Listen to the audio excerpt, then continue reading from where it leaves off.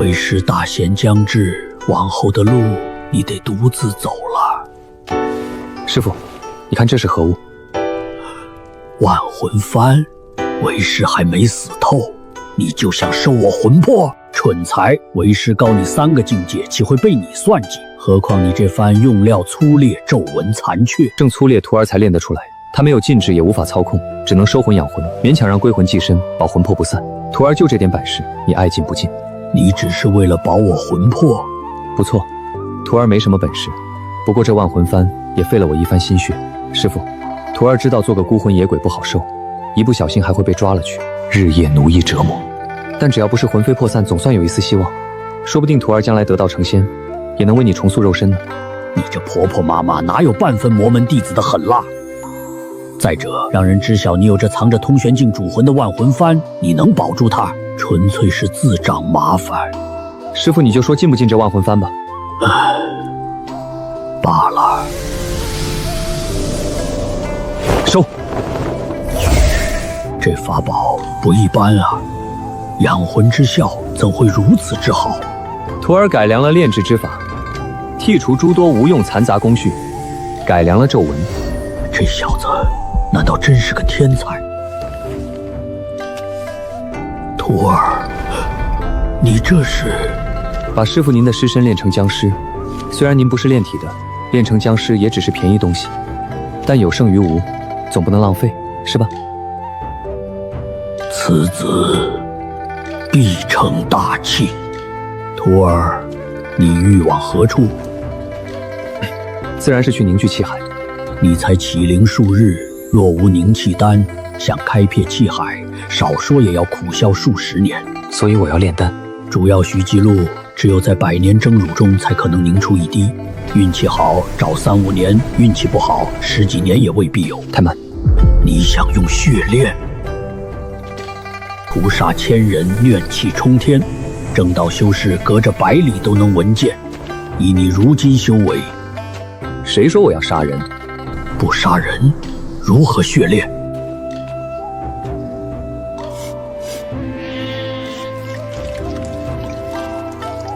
师傅，人和禽兽到底差在哪里？你想用兽血修炼？糊涂！兽血污浊，会损神魂，练得越多越像野兽，不等你凝成气海，就会变成疯子。所以我要弄明白。弄明白什么？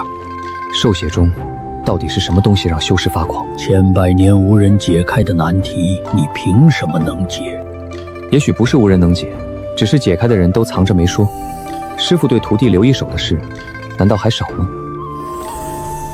徒儿不是说您，当然，咱们师徒相处数月，徒儿相信师傅已经倾囊相授。这话听着，怎么比骂人还难受？成了。你真练出来了？练出来不难，难的是吃了会不会疯？这还用试？兽血污浊，损伤神魂，轻则发狂，重则沦为野兽。书上也是这么写的。那你还练？书上只说会疯，没说为什么疯。既然不知道为什么，那就得试。你想拿谁试？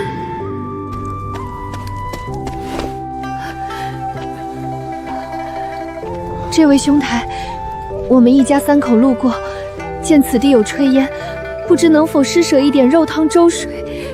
这孩儿已经饿了3日，求你大发慈悲。相逢即是缘，诸位随意。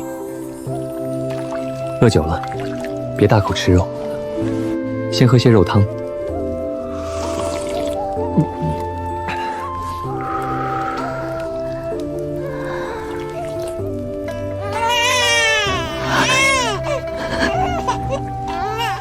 一饭之恩，在下没齿难忘。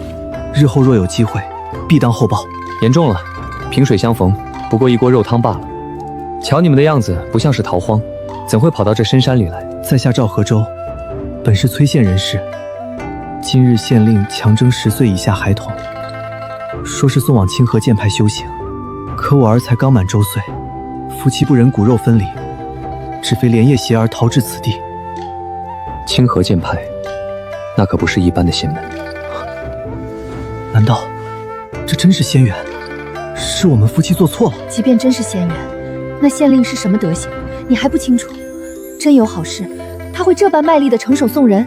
不错，那县令贪得无厌，当官3年，刮得天高9尺，怎可能将仙元平白送给全县百姓？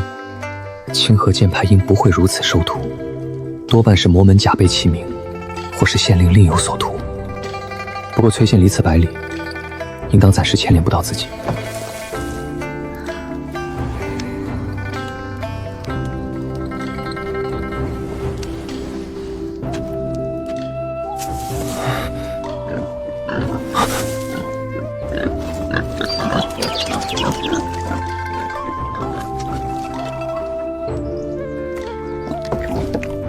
如此瘦弱的少年，竟能活出2头大野猪，就算是死的，自己也未必搬得动啊。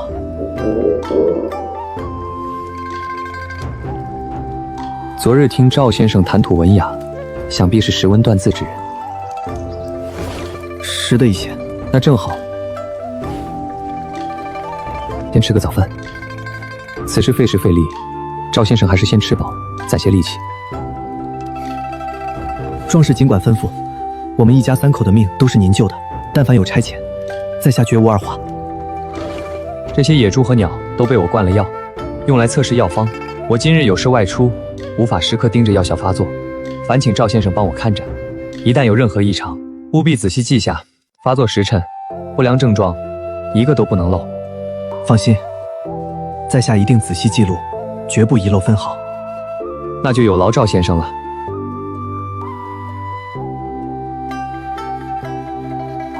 血丹存量不够了，今日还得再去打些猎物回来。徒儿，你留着他们是想拿来试药？师傅，你不睡觉，就是为了问这个？你是魔修，身边多几个凡人，便多几分暴露的风险。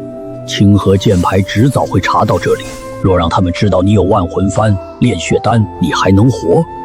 那就更不能杀他们了。若清河剑队问起，他们只会说我是救他们性命的好人。你当正道修士都是傻子？师父放心，我早就想好了说辞。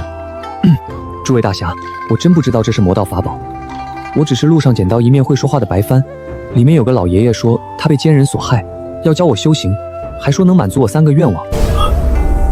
这小子的表演竟看不出半点破绽，你这是要把为师供出去挡灾？师父教过我，魔修关键时候不能心慈手软。少嬉皮笑脸，你到底为何救这一家人？我看那赵河州虽狼狈逃亡百里，仍有几分读书人的体面，我给他个台阶，也算全他颜面。死要面子罢了，这种男人还不如他妻子有决断。他妻子确实难得，可赵河州也未必懦弱，夫妻本可安稳度日，为了骨肉却举家逃亡，这份决心已胜过许多人。若他真无能，哪撑得到今日？师父，徒儿说那么多，只是跟你开个玩笑而已。救下这一家3口，其实只有一个理由。是何理由？我修魔道，讲究的不就是一个随心所欲吗？为何救人？当然是因为我乐意。这小子真不会是修魔的，实在分不清他哪句话是真心。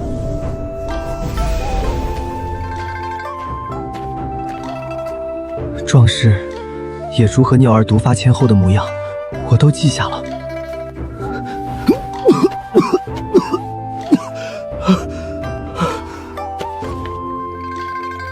不对，这不是普通毒发。野猪和飞鸟死前都像狼，狼血丹里残留的恐怕不只是灵气，还有狼的残魂，兽魂相冲才会撕裂神智。若是野猪吃狼血丹会死，那狼吃狼血丹呢？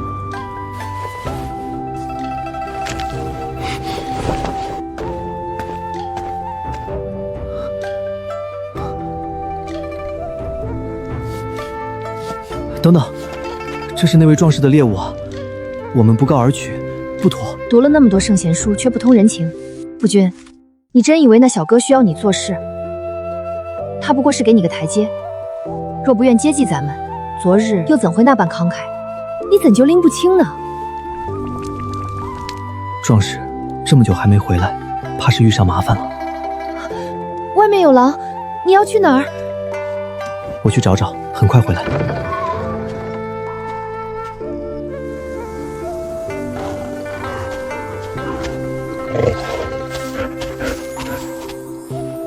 总算喂下去了，接下来就看你能撑多久。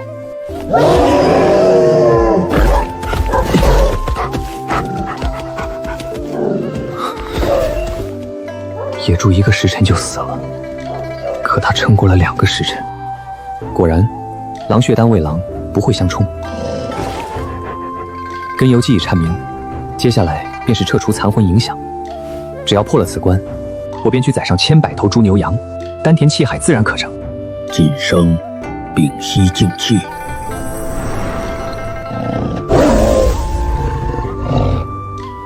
好啦，师傅，那颗流星有何门道？哪里是什么流星，那是清河派的剑光，御剑飞行，至少也是通玄境修士，只凭眼神就能斩下你的脑袋。那方向是崔县，剑如流星，果然半点不假。那假冒清河剑派的狂徒，这回怕是有难了。日后若我修仙有成，你可是大功一件。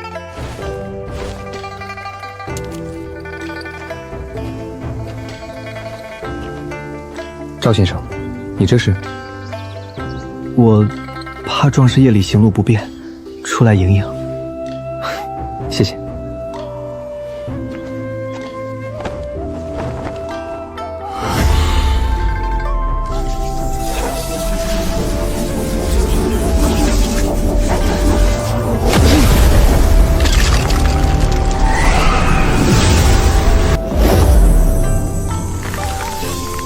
成了，这些就是血丹里的兽魂残念。孽徒，你拿为师当诱饵！师傅，徒儿实在没辙，凑不齐第2张万魂幡的材料了。你前几日还说自己心慈手软，转头就把为师卖了。师傅别气，这点残魂对您来说不过清风拂面。我现在风一吹就死。成不成，就看这一回了。没有狂暴，没有癫狂，也没有气血反噬。从今往后，我便能靠这兽血丹安心练功了。以兽畜血替人血，血炼秘术便再无杀孽之忧，正道也难寻把柄。困住魔道无数年的难题，竟让这小子破了。师傅，我要去崔县。孽徒，你莫不是疯了？兽血丹虽然成功了，但药效大减，单靠这几座山里的野兽，远远不够。崔县是附近最繁华的县城，三河交汇，商贾云集，那里牛羊成村，牲畜无数。你要去那里取兽血？我要凝聚丹田气海，就必须去。你若带着我，这万魂幡便是铁证。清河剑派的剑心感应，可不是你那点伪装能糊弄过去的。到时候，你该不会真想把为师交出去当投名状吧？师傅，瞧您说的，徒儿之前不过是开个玩笑，您老可别太记仇了。哼，那你究竟有何打算？师傅，我自知没那个本事将万魂幡藏得滴水不漏，所以咱们师徒怕是要暂别一段时日了。孽徒，你要把为师扔了？我会把您托付给赵和周一家，他们老实本分，我会让他们去南边县城安顿，好生供奉你。等我修行有成，一定回来寻你。你当真要去冒险？天下牲口又不止那里有，咱们师徒大可走远一些。徒儿，你还年轻，耽误个3、5年不算什么。师傅，我不能等，这次耽误3、5年，下次也许又要耽误7、8年。修行之路本就寸步必争，我要靠开仙门，要揽江河入梦，要逍遥天地之间。这崔县，我非去不可。你一个初出茅庐的小魔头，还没到出师的时候。师傅，你怎么散尽了修为？为师散尽魔功，从此之后，这万魂幡只像一件自扔灵域的法宝，除非有人搜魂，否则清河剑派掌门来了也看不出端倪。可这样一来，师傅你……如此一来，这万魂幡最多让我多活3年。我那么辛苦给你炼制万魂幡，你就这样散了修为？本来就是将死之魂，早晚有何区别？你不是说要成仙吗？3年时光，你若是能达到合道境界，那为师还有救。你让我3年合道，和让我3年成仙有什么区别？怎么，刚才的雄心壮志呢？若是这变气内，你还修什么仙？3年成仙我未必可以，但3年内，徒儿一定能找到救你的办法。无知小儿，先凝聚气海再吹牛吧。为师要睡一觉，不是快死了就别来吵我。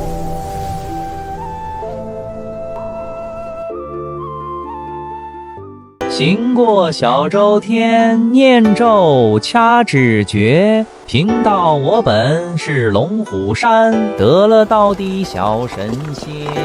桃儿，这可是官道，不许摆摊啊！你们看那白帆插在哪儿？最近县太爷征收童男童女，惹来不少江湖人，小孩、女人、老人、出家人都别随便招惹，咱们只管巡查，上报便是。又跑了一笔生意，这年头就没人想问问补吗？县大爷征童男童女的事儿，听说越闹越大了。清河剑派的人不是早就到了吗？怎么还没管？谁知道呢？这里可是红玉君主的封地，县令背后有人承压，自然不怕。红云郡主，清河剑派，童男童女，崔县这潭水比我想的还深。眼下最要紧的还是修炼，牲畜要钱，牧场更要钱。这不对吧？这崔县人心惶惶，乱局已然显露，怎会没人想算卦呢？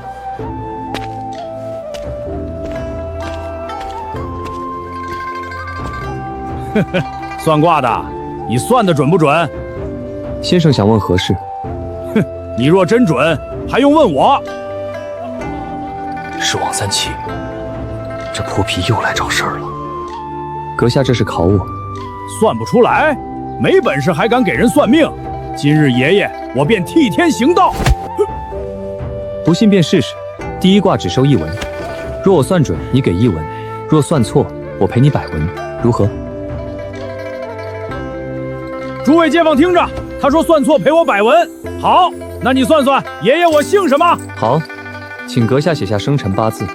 我凭什么告诉你？你不是会看相吗？看我这张脸，算不出便是你输。这不是诚心刁难人吗？算命哪有不给生辰八字的？这泼胚也太欺负人了！算不出来就赔钱。我大哥在衙门当差，少1文都扒了你的皮。既然阁下苦苦相逼，那小道只好违背祖师之命，拿出真本事了。你姓王，可有错？错了！爷爷我姓李，木子李。这王泼皮为了赢，连祖宗姓氏都不认了，回去告他爹去，让王差都抽死他。算你厉害，爷爷我确实姓王，敢不敢再算？还是你错了，赔100文？可以，但规矩要改。第一卦1文，第二卦2文，第三卦4文。以后每一卦赌注翻倍，我若算错，照样100倍赔你。好，这可是你说的，我就不信你每一卦都那么准。算我的生辰八字：甲辰年7月13，亥时1刻，今年20有7。再来，算我家里几口人？你父母健在，快到30还娶不到媳妇，平日住在陋屋，常去兄嫂家蹭饭。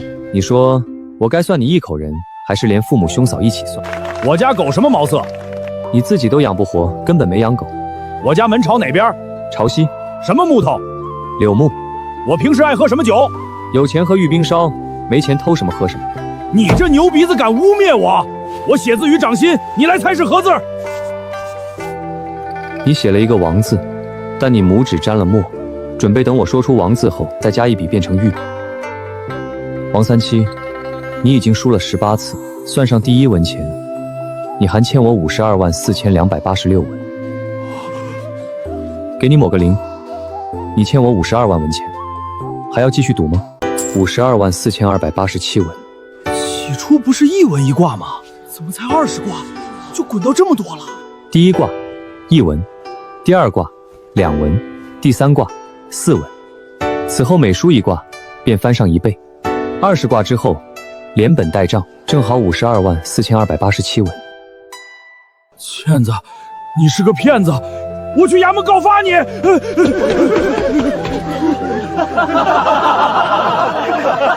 多谢各位仗义直言，诸位今日若要算卦，我分文不取。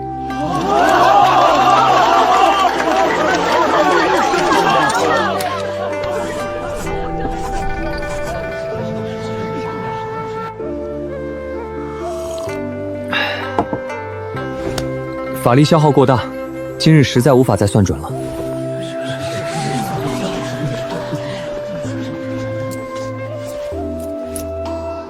虽说今日只赚了1文钱，可神算子的名声该在崔县传开了。想快些赚大钱，还得靠那些权贵。名声一响，自有人上门。你还真是心急，说好半夜再来，免得旁人瞧见。怎么连几个时辰都等不及呢？道长莫怪，家父病重，早些服药也能少受些罪。那场戏我演的还算凑合吧，还请道长兑现承诺，赐我仙丹。你这人，平日里偷鸡摸狗，欺压良善，除了这份孝心，当真一无是处。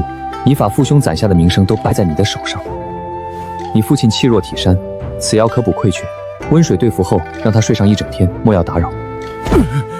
给我磕头有何用？去向你欺负过的人磕头赔罪，该赔多少便赔多少。从今往后多行善事，若再让我知你作恶，我便亲自让你遭报应。你老父吃了我的丹药，我也能抛心挖肚取回来。不敢了，真的不敢了！道长切莫动气，我绝不敢再做恶行。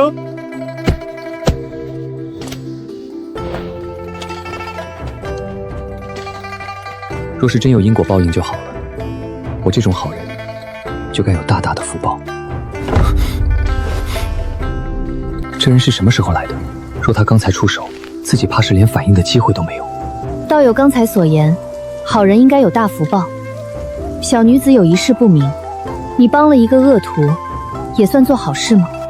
敢问姑娘是何人？清河剑派苏纯一。清河剑派。道友无需担忧，你这法宝灵运自生，确实难得。但我清河派弟子不会做杀人夺宝之事，我只是心有疑惑，想请教一二。原来是清河剑派高祖，在下陈烨，无门无派的散修，路师不便待客，我请姑娘你去酒馆喝一杯。门规所限，我不能喝酒，而且凡尘俗世到处都一样，道友无需介怀。又不是真想跟你喝一杯，这不是担心此处四下无人，怕被你噎口吗？那就喝杯茶吧，我境界可没姑娘那么高，此地太糟了，也不好聊天。说来冒昧，我已暗中观察许久，实在不解道友所为，可否为我解惑？苏姑娘，你为何要观察我？我怀疑你与崔县强征童男童女之事有关，崔县之中有任何异常之处，我都会有所感应前来查看，并非故意针对道友。那你可太看高我了，我不过是旁门左道的散修，才刚到启灵境界，哪有这样的本事？启灵境？但你的卜算之术极为厉害，我还以为是隐藏了修为的前辈高人。我若是真会卜算过去未来，哪里还需要跟王三七演戏呢？不过是演双簧骗骗路人而已。这正是我不解之处。道友既费心演这场戏，为何给旁人卜算是分文不取？还有，之后你算的那般精准，数十人问卜，总不能全是与你串通吧？苏姑娘，此乃秘法，是不能外传的。如果你想知道，不妨与我做一场交易。不知道友想换取何物？我若为苏姑娘解惑，不知能否换一颗凝气丹？我没有凝气丹，不过我有炼制凝气丹的材料。道友倘若能为我解惑，我愿以此相换。成交。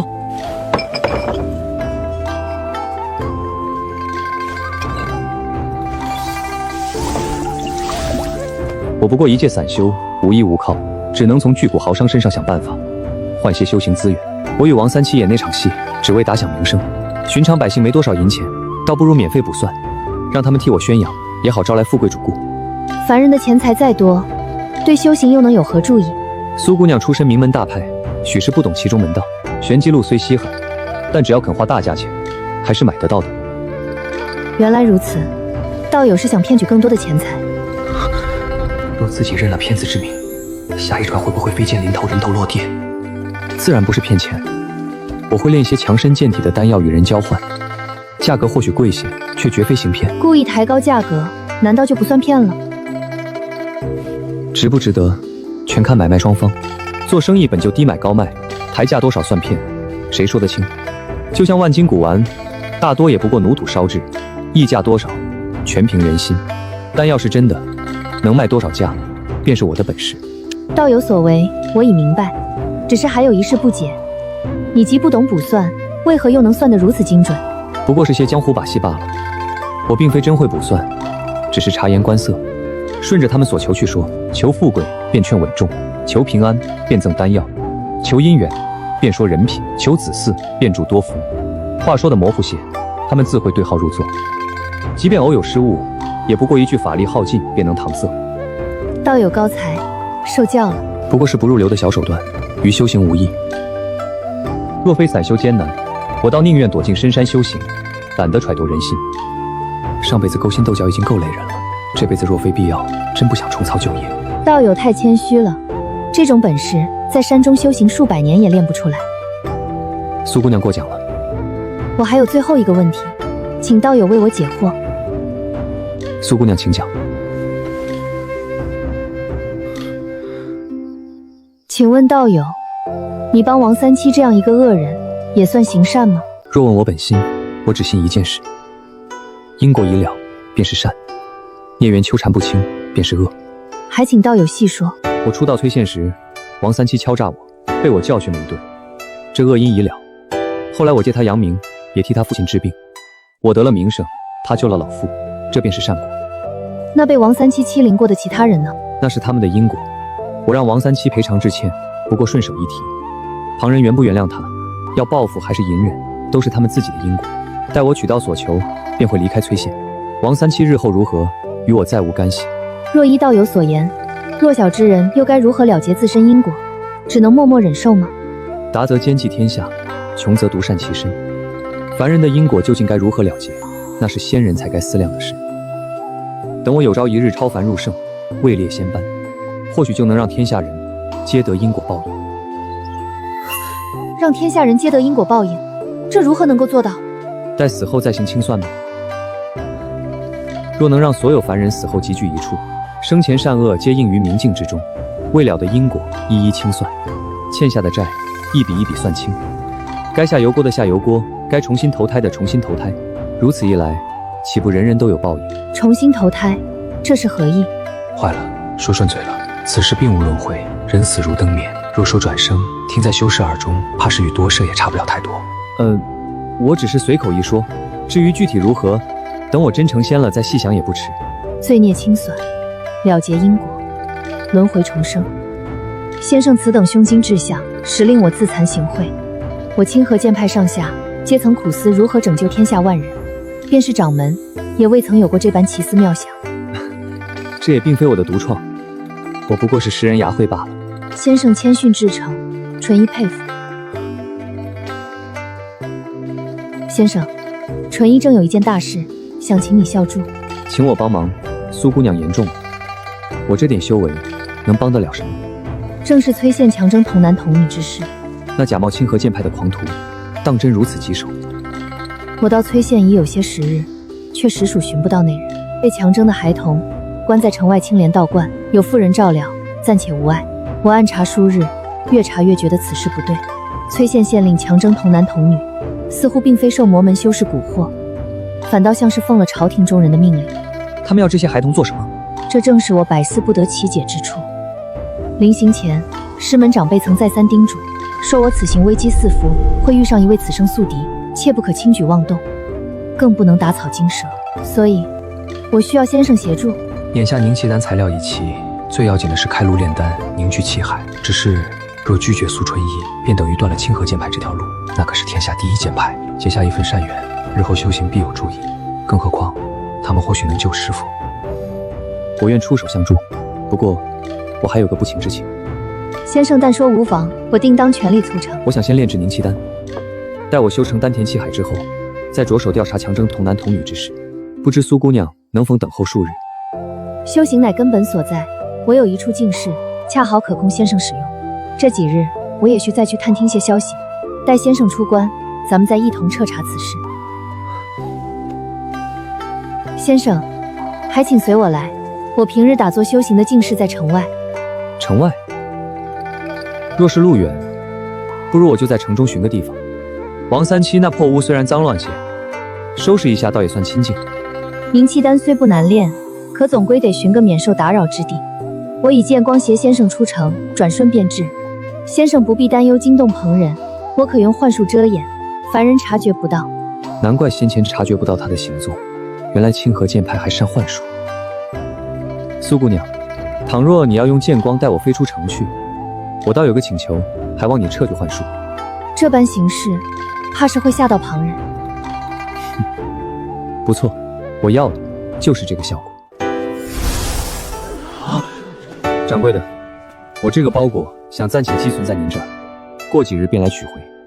道长，小店人多手杂，实在不好替客人保管东西，万一丢了，怕是……这些全当保管费。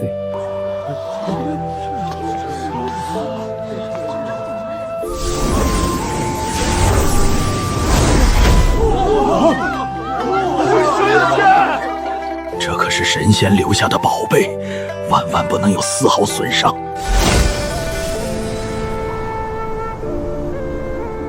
今日过后，我小神仙的名号，怕是要在崔县彻底坐实了。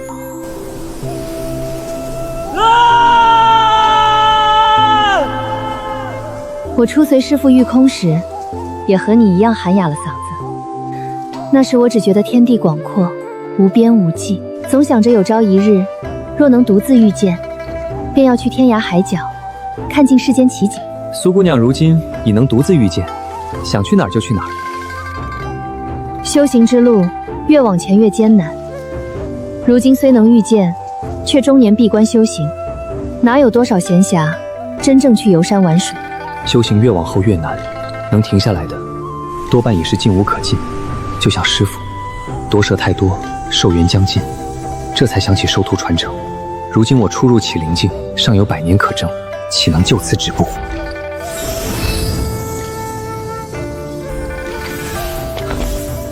先生，请随我来。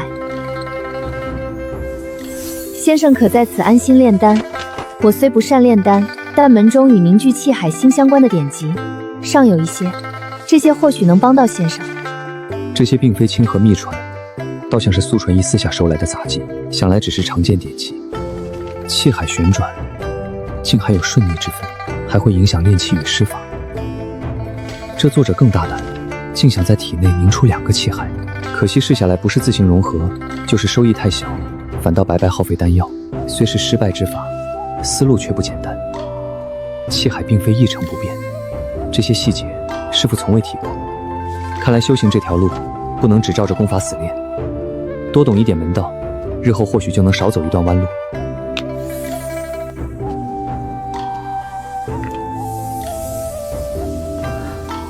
这阵法与我所学完全不同，同样材料，若换我来布，成效恐怕只有70%。苏姑娘若有疑问，只管问便是。你借我典籍，对我注意不小，我正愁不知如何回报。这是聚灵炼丹的。不错，炼凝气丹时，灵气越足，成丹越快。你这阵法删去了不少皱纹，聚灵虽强，筛选灵气的效果却弱了。如此一来，引来的灵气恐怕会饱杂不纯。无妨，凝气丹毕竟只是低阶丹药，混杂些灵气，不至于影响品质。关键还是炼制速度。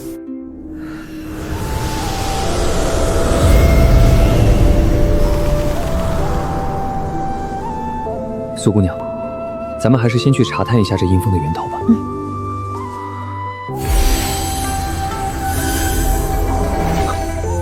这不愧是高境界修士，施法速度比我快太多了。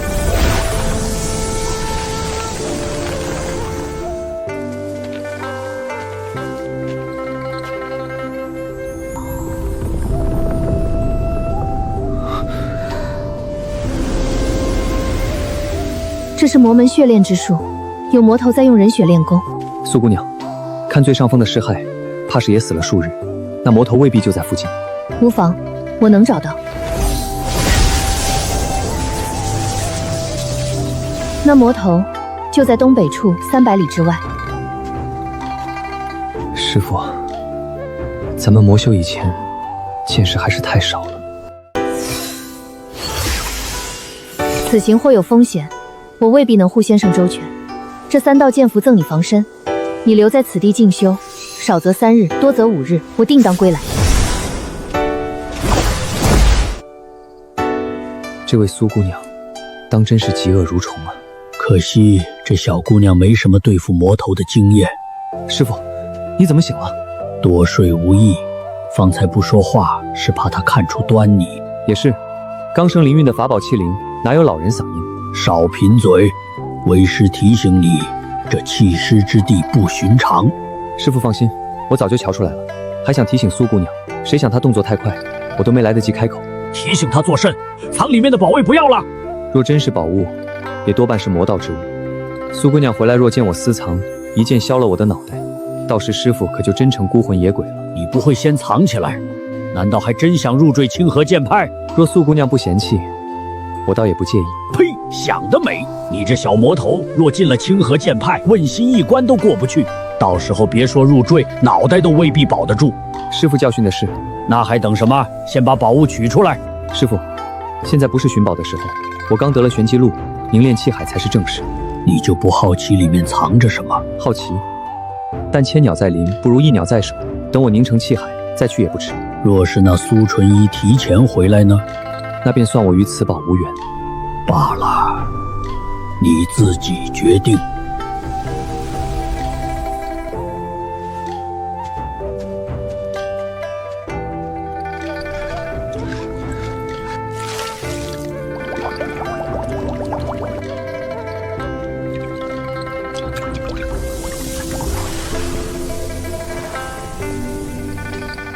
这玄衣录品质极好，倒省了我不少功夫。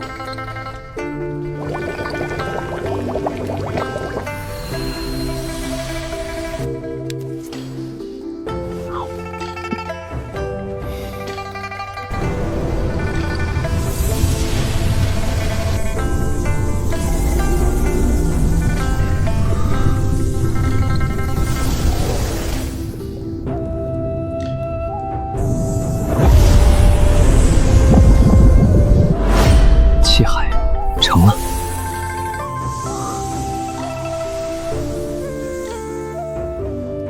如今入了气海境，该去看看那尸坑了。火来！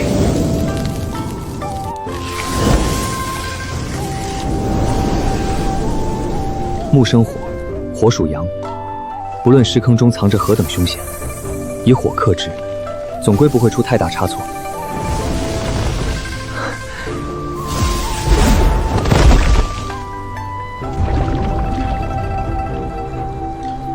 佛门，这世上的佛门本就少得可怜，其中最有名的涅槃宗还被公认为魔门。他们信奉断红尘因果，无论犯下何等恶事，只要剃度出家，便可一笔勾销。可当年正魔大战，涅槃宗宗主不是早就死了吗？如今这尊邪佛出现，难不成涅槃宗又死灰复燃了？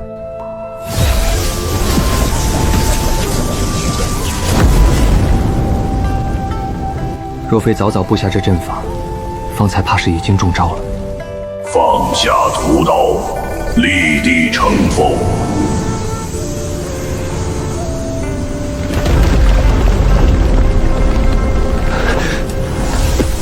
自废双耳。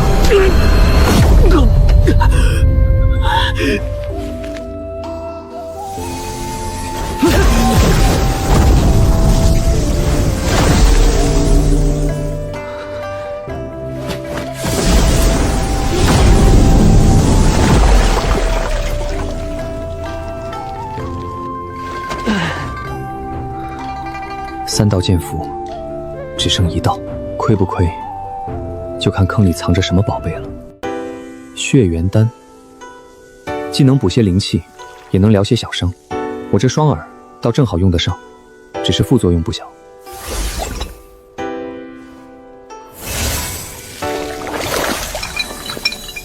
剩下的都是解毒、下毒、养蛊，杂是杂了些，倒都用得上。可惜了，这2道灵符，有一道已被剑气毁去，这一道竟然是燃血咒，以血为心，烧至血肉枯竭。凭我如今的修为，还施展不得。若光是这些收获，此次可就亏大了。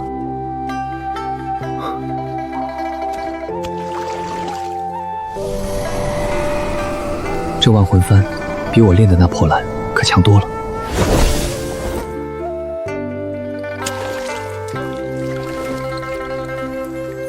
邪咒灵童，本体一死，神魂便能借阵法牵引，夺舍重生。丹药、灵符、法宝，原来都是给夺舍后备着的。不对，苏姑娘若真杀了那魔头，她岂不是马上就要夺舍？若让她在这里重生，我就死定了。封面普通，书页也普通，怎么看都不像宝物，可它偏偏和这些东西放在一起。刚才剑符劈开邪佛，金佛都被斩成2半，这本书却只留下了一道浅痕。这书才是真正的宝贝啊！难怪藏在邪佛肚子里。不过，这书真正值钱的，还是上面的字。能用这种东西记载的，怕不是寻常传承。这竟是地藏本愿经的原文。地藏菩萨，这个世界怎么会有前世的经文？难道除了我之外，还有人来过这里？看来只是借了开头几句，后面的便是作者自己的感悟了。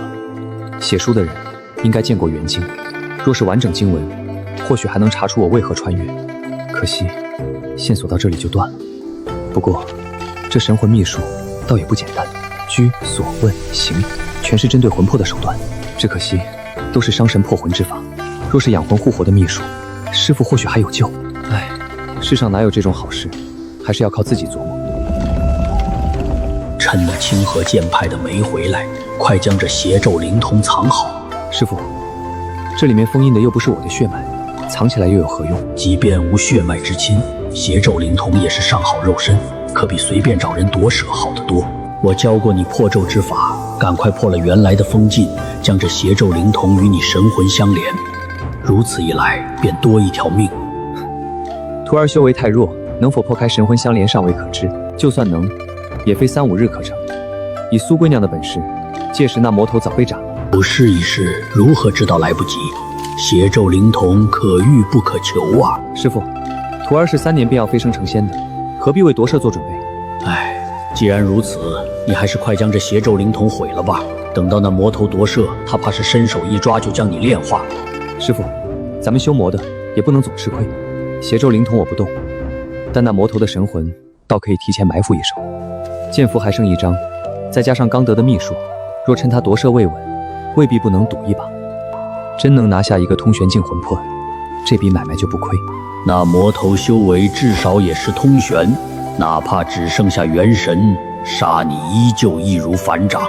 师傅，夺舍这事你经验丰富，若是在这邪咒灵童之外布置阵法，阻挡魔头的神魂夺舍，能挡得住多久？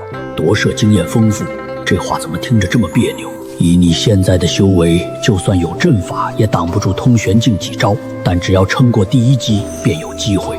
神魂离体如无根之木，施法越多，消散越快。你要做的，就是隔绝邪咒灵童与本体的联系，再困住那魔头神魂。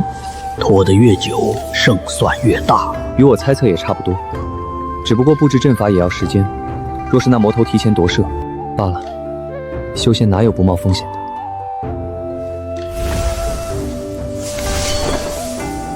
不愧是魔门正宗的万魂幡，比我炼制的强的不是一星半点。能不能困住通玄境神魂，就看他了。苦厄大师，我刚入庙门，尚未说明来意，你便封死整座寺庙，你在怕什么？施主，你满怀杀意，不管你有何来意，切莫伤及旁人。我寻剑意而来，追踪一个害人无数的魔头。苦厄大师，此事与你可有关？贫僧从未害人。你我皆是修行之人，若你从未害人，这件沾满怨气的袈裟，又该如何解释？众生愚钝，众生皆苦，贫僧度众生，自然也会沾上凡人的怨念。阿弥陀佛。施主满怀杀心，入庙便要问罪。你口称正义，实负则心中嗔念炽盛，不如坐下，听贫僧念一钻经，化去恶念。伸张正义，为民除害，何来恶念？施主乃是修行之人，不应沾染凡尘，不是你的因果，非要揽在身上，这便是不智。余行催生恶果，这便是恶念。若不早日除去，必遭报应。言灵一类的法术，这是开口禅。你是涅槃宗的魔头。施主恶念缠身，不懂我大同佛法的精妙。我涅槃宗普度众生，哪里是什么恶人？你们所谓普度众生，就是残杀无辜。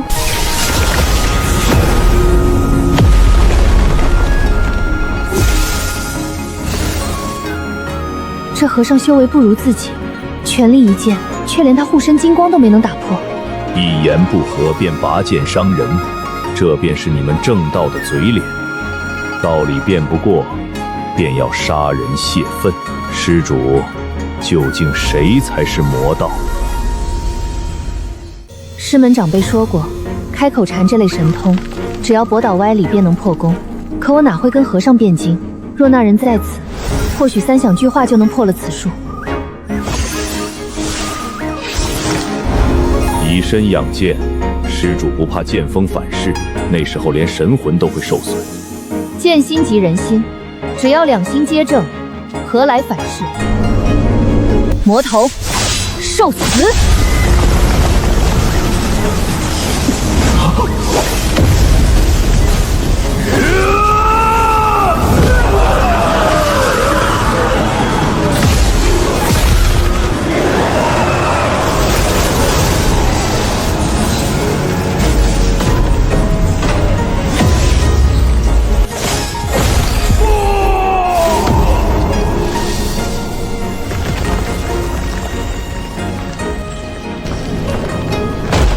幸亏我准备了一个邪兆灵童，夺舍、养伤，半日便够。到时回了涅槃宗，谅那清河小辈也不敢追来。在邪兆灵童上刻下的咒印生效，神魂便会自行被吸入。待我夺舍重生定要……不对，什么东西？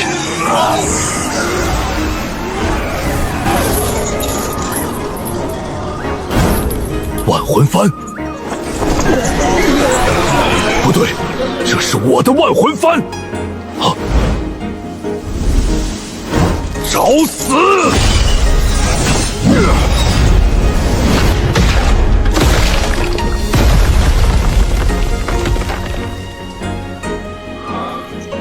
不对，那竹竿上有古怪，竟卸去了金刚闯的威力。这才是真正的通玄境啊！这小子阴阳谁呢？不过这魔头的神魂确实棘手，真让他脱身，这小子未必扛得住。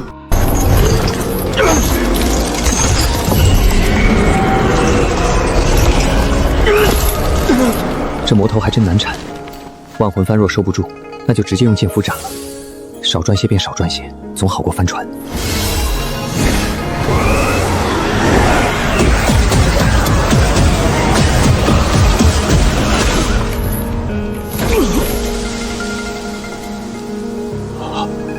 神魂离体，撑不了太久了。再这样拖下去，迟早要被那万魂幡吞进去。阿弥陀佛，我与施主并无仇怨，施主盗我法宝，又害我性命一事，业障缠身，肉身虽毁，只要还能开口，便能给神魂镀上一层护体金身。只要再撑片刻，未必没有反杀的机会。涅槃宗开口禅神通，开口禅，我只听过闭口禅。听闻开口便能护体，金身不灭，万法不侵。若真是如此，他怎会被苏姑娘斩了肉身？我也不懂。自己这老师本事一般，见识也一般。施主既要害我，为何不敢出来一见？若知此事见不得光，不如回头是岸，撤去战法，还来得及。满坑尸骸，万魂幡怨魂，邪咒灵童，哪一样不是他的罪孽？他还好意思劝别人回头是岸？师父，涅槃宗的人都这么不要脸吗？要脸怎么当魔头？阿弥陀佛，大师误会了，我不是要害你，而是请你早登极乐。你苦海无边，回头是岸。至于怎么回头，当然是去死。我一片慈悲，还请大师早入我万魂幡。施主既要渡我，为何不敢见我？在下不求回报，不需要大师记住我的长相来报恩。为了让大师少些牵挂，我还是不出来。堂堂清河剑派传人，也只敢仗宝欺人，放开束缚，让贫僧领教你的剑诀。师姐，不是说好别暴露身份吗？罢了，即便识破，我也不能辱没清河剑派。为是公平，我这就解幡与你一战。好，贫僧让你3招。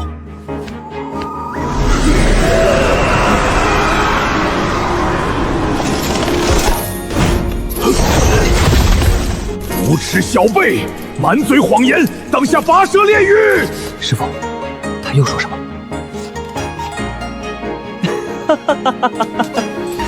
让他慢慢急。太阳快出来了，我倒要看看这阴魂扛不扛得住太阳直晒。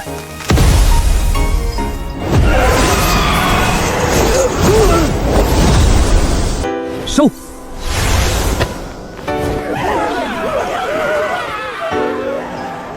让这些冤魂报了仇，他们就不够凶了。师父，你什么时候学会这招？刚琢磨的，你别打岔。这万魂幡对你来是上好的法宝，真让这些冤魂了却心愿，自行散去，这法宝就毁了一半。师父请放心，没掏空这魔头所学之前，我会留他一口气的。至于其他冤魂，你总不能让我压着他们，不让他们报仇吧？为什么不能？他们又不是你杀的。万魂幡不是这么用的，就是要狠狠折磨，培养这些冤魂的凶戾之气，放出时以法术误导，让他们见谁都认作敌人，才有万鬼噬人的威势。一旦让他们啃食那和尚，戾气很快就散了。师父，你这账怎么算呢？我还不如用这万魂幡跟苏姑娘多换几张剑符呢。你真当那剑符是寻常灵符？这等威力多半是苏纯一师门长辈赐的保命宝贝，他自己可练不出来。如果这是真的，那这份人情可就太大了。不过人情欠得大，也未必不是好事。有来有往才是交情。做人做事最忌讳就是当墙头草左右摇摆。师父，帮人就帮到底。要跟苏姑娘合作，那就不要中途暴露魔头的本性。回想自己一生，不止一次犯过这种错，行恶不够狠，行善又贪利，结果几百年下来，也不过通玄，连个能说话的人都没有。这小子天赋比自己更好，心智更坚，将来必定比自己走得更远。罢了，你自己考虑吧。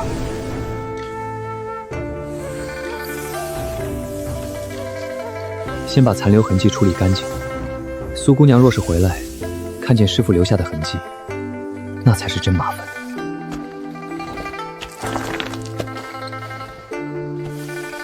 硬持金刚杵一击，竟然丝毫无损，可惜无法炼化，否则炼成护身法宝，怕是比万魂幡还厉害100倍。这金佛也不知是什么材料，能扛住剑气，估计也有些用处。若是能将那魔头所学全部挖出来，这次冒险当真是大赚特赚。果然是马无夜草不肥，人无横财不富。怪不都想当魔头，这夺宝赚钱多快啊！靠自己积攒这些，不得花100年时光？全当是练法术了。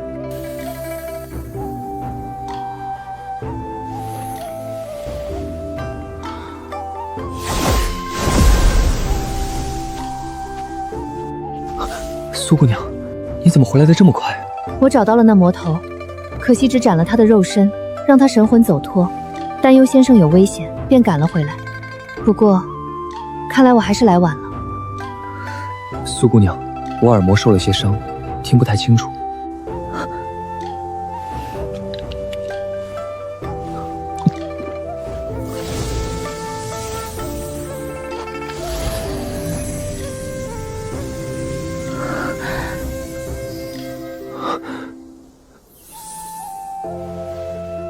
谢谢。区区小事，无足挂齿。想来先生遭遇了不少危难，关于那魔头的去处，还有这坑内的秘密，可否请先生为我解惑？若先前听了师父的话，将万魂幡据为己有，折磨怨魂，如今便是百口莫辩。苏姑娘，我只知道那魔头夺舍重生之事，至于他之前做过的恶事，不如我们来问问这些受害的怨魂吧。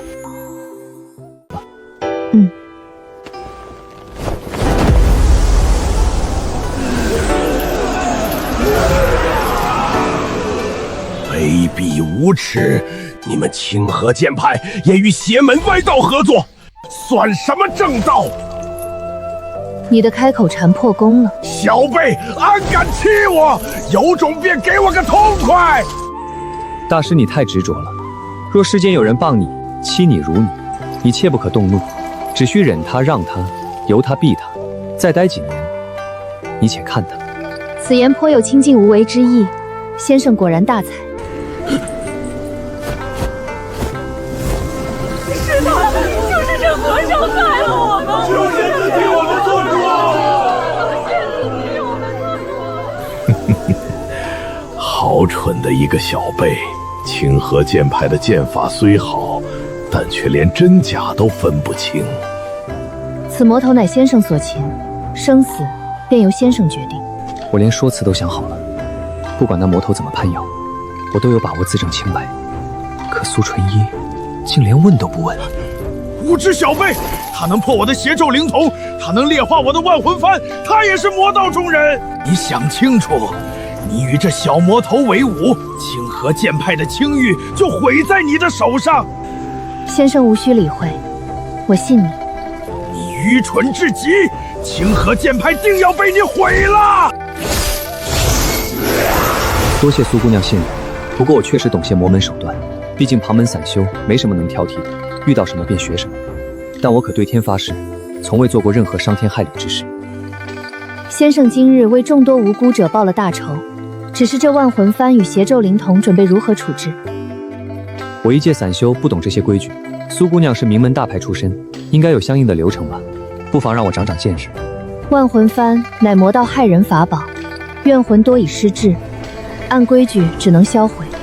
我能做的唯有让他们无痛消散。这万魂幡可是精品，就此毁去着实可惜。不过此宝归先生所得，我不便擅处。若先生愿交由我销毁，我愿以此物交换。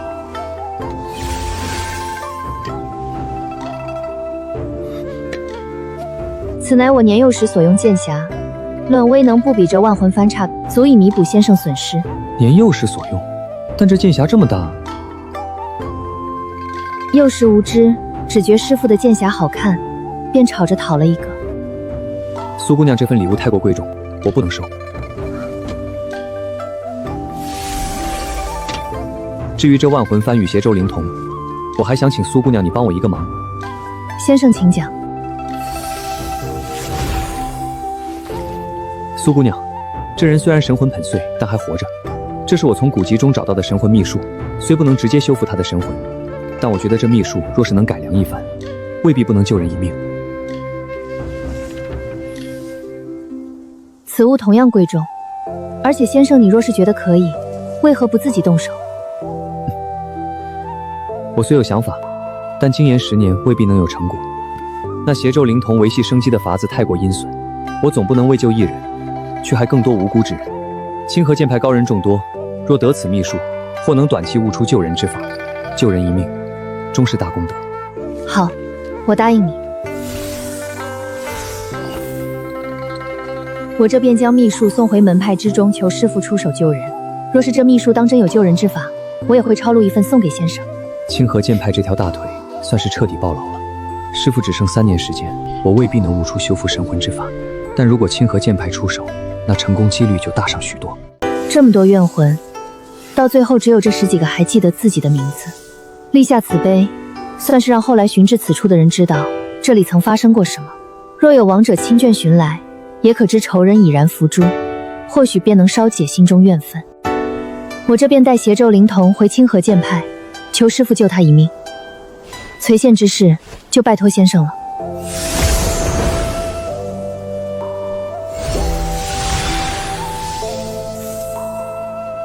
传信玉牌。先生大义，愿为无辜受害之人寻生路。那些怨魂已遭魔头毒手，若能以秘术暂护残魂，免其彻底消散，终归也是功德一件。只是万魂幡不为正道浸入，还望慎用。剑匣遗赠与先生，玉牌为清河剑派信物，若遇其他门派修士责难，便出示玉牌解释，或可免去麻烦。望先生珍重，来日再会。愿你我修为皆有精进。别乱想，你这小魔头，纠缠越深，身份败露之时，你死得越快。师傅啊，你怎么就没看出徒弟的一片虎心呢？这语气准没好事。我与苏姑娘如今交情也算不错，不仅能让她帮忙救治邪咒灵童，就连我手上的万魂幡也算了清河剑派默许。若有朝一日，我说幡中还有一缕残魂，尚有神智，未曾害人。你是说我？别急，师傅，我和苏姑娘的交情还没好到能请动清河剑派掌门替你恢复神魂，何况那位掌门未必答应。不过，总归是条路，至少眼下有了希望。对，你做得很好。为师再传你一些对付女人的手段，定要将这姑娘拿下。师傅，这就免了吧。你这孽徒，真当为师不知？你尚是纯阳之身，对男女之事一窍不通。你以为只凭一张好皮相便够了？在修行者眼里，外貌美丑反而不重要，关键还得看手段。这老魔头真够为老不尊的，这些手段用在苏纯一身上，找死吗？孽徒，你这是作甚？要练了为师不成？我总不能背着2个万魂幡吧？好不容易在崔县营造出世外高人的名声，造型不得注意点？师傅你放心，我这万魂幡伤不着您的贵体。你真要去查这童男童女之事？师傅有什么忧虑吗？不是说好了紧紧抱住清河剑派这条大腿？此事处处透露着古怪。我也知道有古怪。那和尚交代，最早一批已被困幡中近20年，说明崔县强征童男童女一案与他无关。但受人之托，忠人之事。罢了，你小子比我聪明，如何把握你自己考虑。为师要歇一歇了。不过有3件事你需要听我的。师傅有何吩咐？第一，趟浑水之前，先将那剑匣炼化。那小姑娘已经将炼化之法留在剑匣上，应该不花多少时间。第二，你还要选一门法术，专心研学，以备斗法之用。斗法凶险，此番拿下苦厄和尚，运气与努力各半，实属侥幸。日后若再遇修士动手，确实还需保命之法。好，我答应了。那第3件事呢？第3件事，记得蒙面。你如今的模样，再去崔县会引来许多不必要的麻烦。为何？第3，记得蒙面。你如今这模样，再去崔县只会惹麻烦。为何？炼化剑匣，研习法术，我都能理解。可好端端的为什么要蒙面？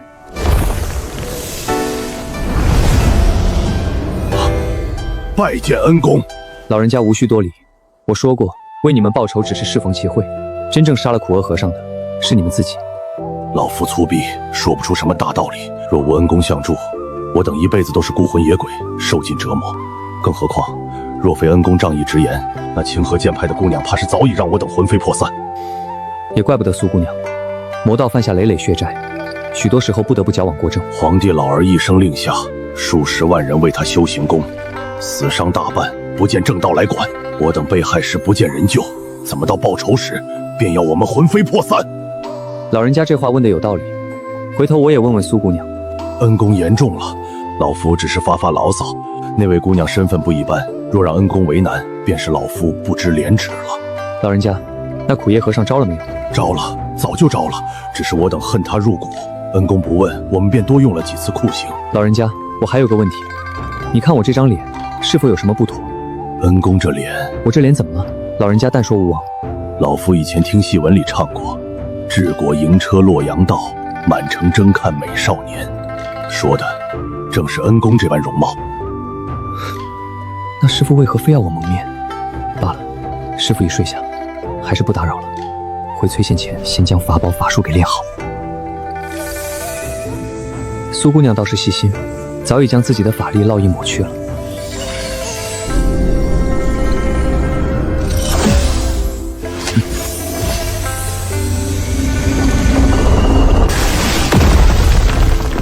厉害，不愧是清河剑派的法宝。不过这消耗也太大了，一道剑气便耗去我1/3的凉气。若是临阵驱动，最多也只能斩出3道。好在剑匣能够提前凝聚剑气，如此一来，倒是可以预存7道。法宝算是练好了，接下来便是法术。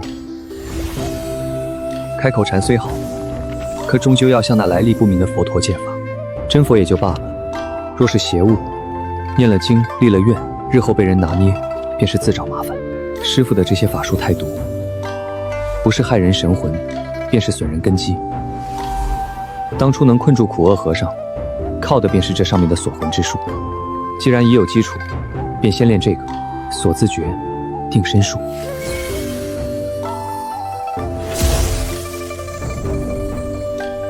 这定身术不只是锁魂那么简单，有意思。不过催线之事要紧，回头再慢慢琢磨。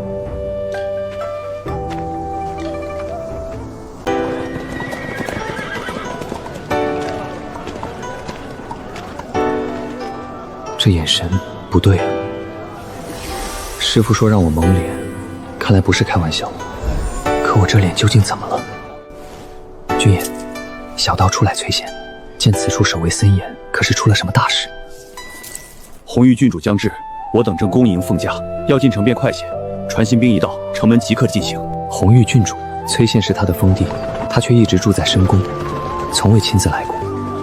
偏偏这个时候来，难道强征童男童女之事，真与朝廷有关？先去茶馆，把包袱取回来，正好此次看看老板还记不记得我。只是要验证此事，恐怕就得露脸。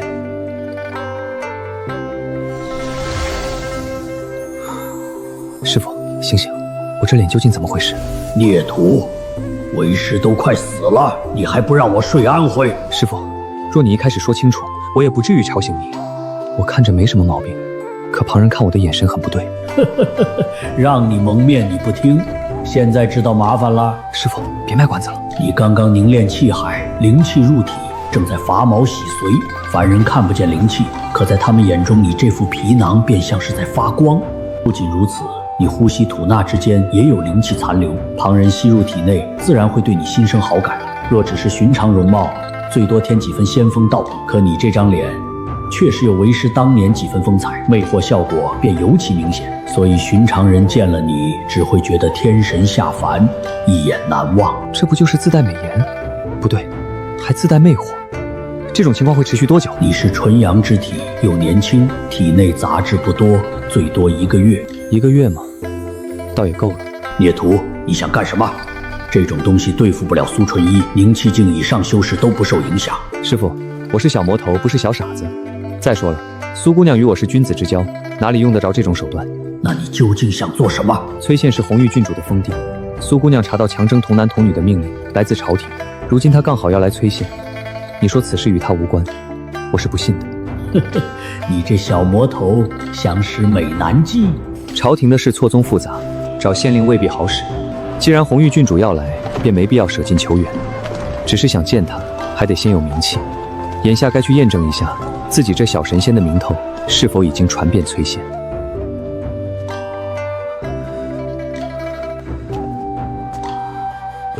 茶馆出了什么事？你是仙长，你终于回来了。慢慢说。仙长恕罪，你留在这里的包袱被人抢走了，茶馆也被封了。掌柜为了护我，被他们打成重伤，大夫说怕是撑不了多久了。谁做的？一伙外来的恶客，有10几人。他们听我说仙长与那位仙子绒毛绝世，便骂我吹牛。我与他们争了几句，他们就砸了店，打断了我的腿，还抢走了仙长的包袱。报官了吗？报了，可衙门说县太爷事务繁忙，让我们回去等着。我听说那些人给衙门送了不少银两。小人多嘴，连累了仙长，还请仙长恕罪，只求仙长救救掌柜，所有过错都在我一人。外伤的话，以温水速服1粒，应该能保住性命。你也吃1粒，腿能好得快些。他们现在在哪儿？他们临走前留了话，若是不服，便去横刀客栈找天字4号房。横刀客栈，最近崔县来了许多江湖人，寻常客栈怕惹麻烦，大多不敢收外来人。那些外来的江湖客，多数都住在横刀客栈，那地方规矩重，进了门便不许动刀动枪。那些人敢把地方留下，想来也是不怕县长去找他们。去救掌柜吧，以后少做这些口实之争。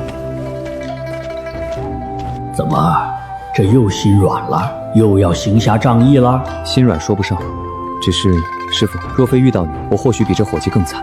这世界没有因果报应，实在令人不快。你怎么不说他没遇到你便不会挨这顿毒打呢？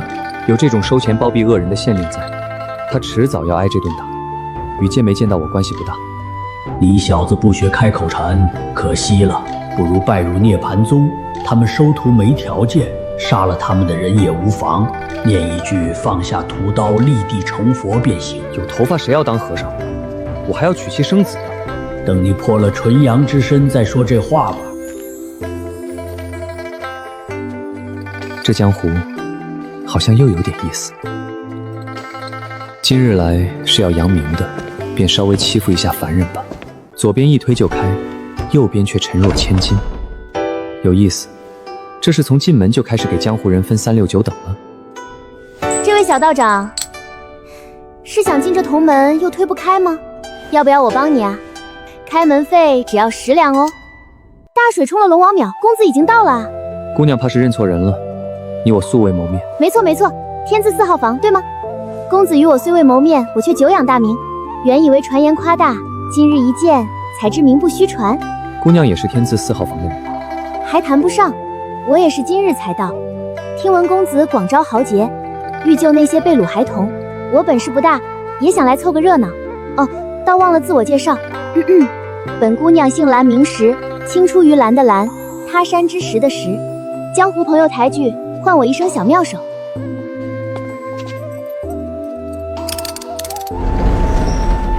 瞧，本姑娘这手艺不差吧？这姑娘未免太过热络，3言2语间便透露不少消息。天字4号房里，可若真是为救孩童而来，又怎会随手伤人？姑娘打开这门，不怕我跟你一起进去，坏了这客栈的规矩？混江湖又不仅仅是打打杀杀，也要讲人脉的嘛。何况公子不是早进过铜门了吗？蓝姑娘与我初次见面，如何能认得出我？这怎么可能认错？公子这张脸，世上哪找得出第2张？没见你之前，我只当那些传言都是夸大，什么一见公子误终生，哪有这般邪乎？我也见过不少被人吹上天的绝色人物，真见了，不过是皮相好些，气度清高些。可公子不同，方才只看了一眼，我都险些失了神。嘻嘻，幸好我年纪还小，还没到想男人的时候。聊了半天，硬是没说到点子上。公子近来真是风光，听说不少绿林好汉都来投奔，要与公子共商大计。什么裂谷狂鳌、黑山追煞、九指脱皮鬼，可都是响当当的人物呢。这对吗？这帮人名号一个比一个凶，凑一起说是救孩子，确定不是要造反？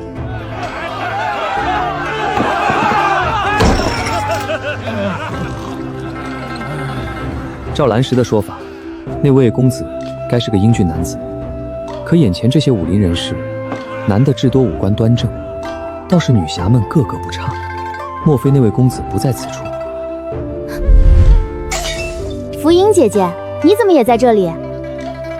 小石头，这位少侠是谁？福英姐姐，你看这张脸，还需要我介绍吗？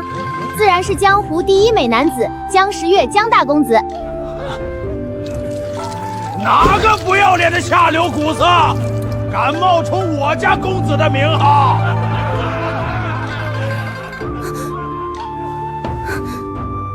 他不是裂谷狂傲吗？听闻他最喜欢捏断别人的腿骨。公子，他不是来投奔你的好汉吗？捏断别人的腿骨吗？看来没找错人。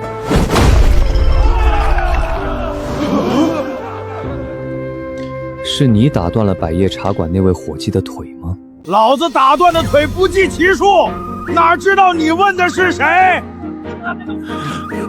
我再问一次，百叶茶馆的掌柜与伙计是谁打伤的？不是说横刀客栈不许动刀枪吗？确实不许动我，小心！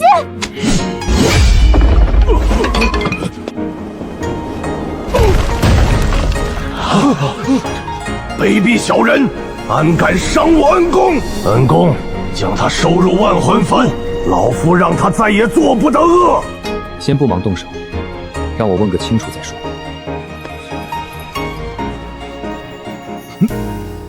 这位朋友有什么仇怨，可以在客栈外解决。横刀客栈的规矩，想必你也清楚。掌柜的，横刀客栈不许动武，他先动手，你没看见？他已被你重伤，算是受罚。可你坏我客栈规矩，又砸了地板，这笔账怎么算？喝醉了也算借口。如今我也喝醉了，掌柜能宽容吗？可以，等你脑袋也塞进地板时，我也能通融。这些年敢在横刀客栈撒野的人不少，可你猜，他们最后都去了哪儿？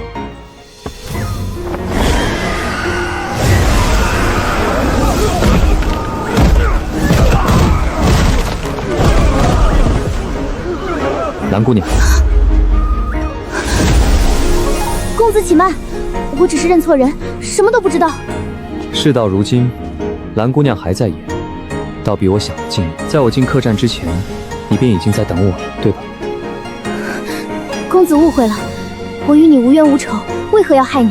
见公子天人之姿，我喜欢还来不及，只要公子愿意，哪怕让我自荐枕席都可以啊。哦，真的吗？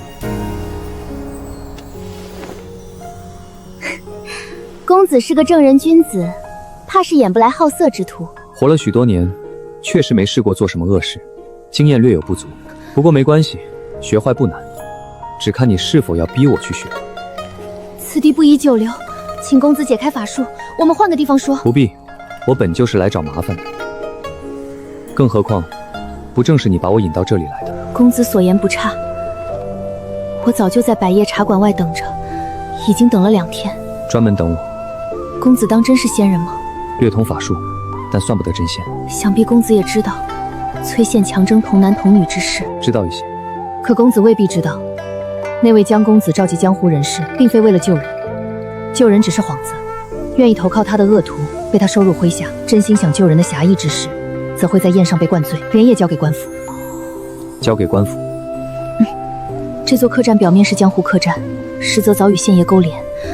我曾潜入县爷大牢，亲耳听见他们谈话，这才知道真相。所以你将我引来，是想让我与他们动手？是，我杀不了江公子，也救不了那些孩子。原本我只是想求公子协助，可我不知道公子与江公子究竟是什么关系。若公子与他是一丘之貉，我开口便是送死，所以我只能先把公子引到这里。不管你们原本是否相识，只要能打起来，我便还有一线机会。只是没想到公子当真是仙人下凡。既然是你故意挑起事端，那便算你欠我的。公子说的对，我欠你的，我一定还，我什么都愿意。真的什么都愿意？愿意，请公子给我一个将功赎罪的机会。那你去为我取些东西来。啊，原来是取东西啊！崔县强征童男童女，疑似是朝廷命令，去县衙将所有相关文书给我偷出来，还有县令勾结江湖人士，涉及陷害侠义之事的证据，一个不漏，给我送来。崔县的县衙比州府还要守卫森严，我怕死就入我万魂幡吧，死了就不怕死了。不，公子饶命，我这就去。怎么，不是真心放人啊？这小姑娘不只是个义贼那么简单。何以见得？刚才这小姑娘所言，我没听出有什么破绽啊。我也没听出破绽，只是初到陌生之地，遇见的第一人多半不简单。这算什么证据？听着像疯子臆想。就当我多疑吧。哎，若我修为再高些，直接搜魂便是。想什么呢？通玄境搜魂都难，神魂脆弱，稍一挣扎便会脊背崩溃。是啊，所以才麻烦。既知他有隐瞒，为何放他？收入万魂幡几日？不信他不招。若他真是个义贼，回头苏姑娘回来，咱们要怎么解释？师傅，你想求清河剑牌救命，可就难喽。唉，终究是为师连累你了。师傅，你知道就好。等等，你小子不会是坑我吧？呵呵，师傅你猜。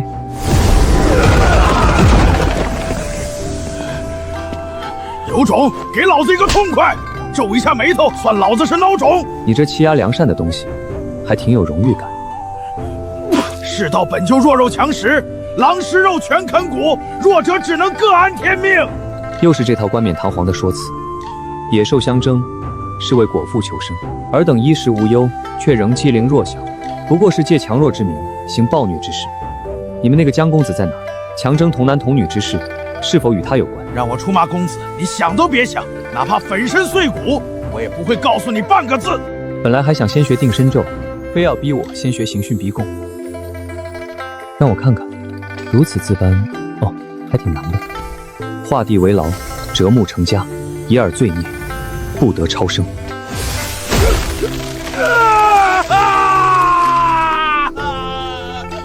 不好，遇到同行了。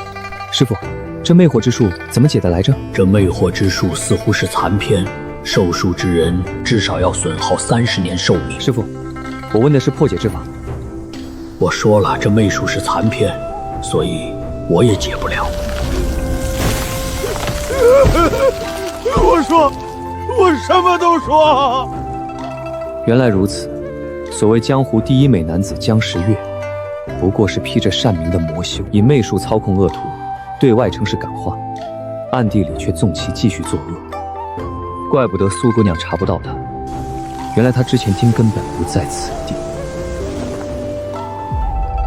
如今魔头已经现身，你待如何？等那苏纯一回来，借他的剑斩了这个魔头。稳妥起见，确该等苏姑娘回来再处置。可如今已打草惊蛇，那江公子很快便会知道傀儡被杀，我不找他，他也不会放过我。你这小子又有什么歪主意？师傅，阵法用处极大，修行界以弱胜强，多半靠的便是提前布阵。听说当年河道魔尊也曾被低2个境界的修士以阵法斩杀。确有其事，但厉害阵法既需时间，又耗天材地宝。你从哪儿找这些东西？又想布什么阵？苦厄和尚神魂虽弱，却也是通玄境，若引爆全身精血，能炸死通玄？不可能，他如今神魂残缺，连肉身都没了，拿什么引爆？哼，最多像个闷屁，崩人一脸罢了。缺了肉身，咱们给他找一个便是。你未必有那么多时间可以准备。先把剩下的残魂收入万魂幡，以免告状。清河剑派外门陈烨于此诸恶，欲报仇者，7日后黄昏，城南百里孤峰相见。这玉牌可是真货，你就用来骗人？做戏做全套，不然怎么骗得过魔头？你这杀人炼魂又准备炼尸，全是魔门手段，不怕你的苏姑娘知道了直接砍你脑袋？师傅，我有自己的行事准则，罪大恶极者死不足惜，杀了便杀了。如今是苏姑娘有求于我，何必低眉顺手？吃软饭能吃得这么硬，真是个不要脸的小魔头。师妹，你整日板着一张脸，这脸色是给谁看的？师兄若看不惯，尽可去找师父告状。何况师兄有飞遁之术，本不必委屈自己坐马车。师妹，你自幼锦衣玉食，哪知旁人辛苦？能坐马车，何必费力飞遁？你也不必在我面前装模作样。不久之前，你不过是个用来夺舍的皮囊儿，养你10几年，为你花费这么多心思，不过是等着宰杀的那天，跟养一头猪没什么区别。真以为师父松口收你为徒，你便能与我平起平坐了？到头来，还不是要被师父吞了神魂，落个魂飞魄散？师兄这般说，是盼着师父晋升失败，好夺舍了我吗？少挑拨离间，等师父晋升成功，你便没了用处。收集童男童女这点事都办得纰漏百出，到头来还不是要我收拾？等此事了结，我自会让你知道什么叫生不如死。哼！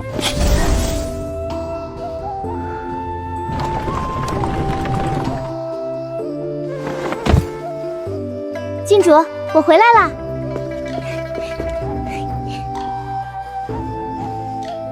事情办得如何？崔县之事闹得这么大，终于引来修行者了。那个小神仙不是招摇撞骗，是真有本事，我差点都被他抓了去。可有受伤？没有，我机灵着呢。不过那人当真厉害，很快就发现我是故意引他与江时月的人闹起来。清河剑派总算来了。郡主，我看那小哥年纪也不大，真能对付那些魔头吗？不知道，但总不能坐以待毙。郡主，他在横刀客栈留了口信，说7日后要与姜时月决斗，我们怎么办？他既未留下传信之法，为何要你去偷县衙文书？得手之后又该如何交与他？还有，他为何偏偏约在7日之后？你回客栈时，可见到那些被他伤了的武林人士？没有，一个都没见着，连尸体也没有。会不会是被他生擒了？生不见人，死不见尸。这个清河剑派的修士，恐怕也是个杀人炼尸的魔头。郡主，不是都说清河剑派是名门正派吗？可我看那位小哥不像魔头啊。善恶哪里能从外貌看出来？你看姜时月，难道生得不好看吗？差远了，那位小哥比姜时月好看10倍，不，100倍。姜时月那厮虽非善类，可改换容貌后，也称得上难得的美男子，比他还好看10倍100倍。糟了，小石头怕不是被魅惑了。我命令你，找到那个躲起来的魔头，杀了他。我尽力。小石头，以后遇到修行者，千万不能鲁莽，保存自身才是最重要的。啊，郡主刚才不是命我去杀他吗？傻丫头，我逗你的，你连他在哪儿都不知道。修行人若真想藏，凡人岂能找得到？若他真是魔头，那封战书必定有诈。只是为何要误挡姜时月？是想逃，还是想设陷阱？魔头绝不会无力而战，他图的究竟是什么？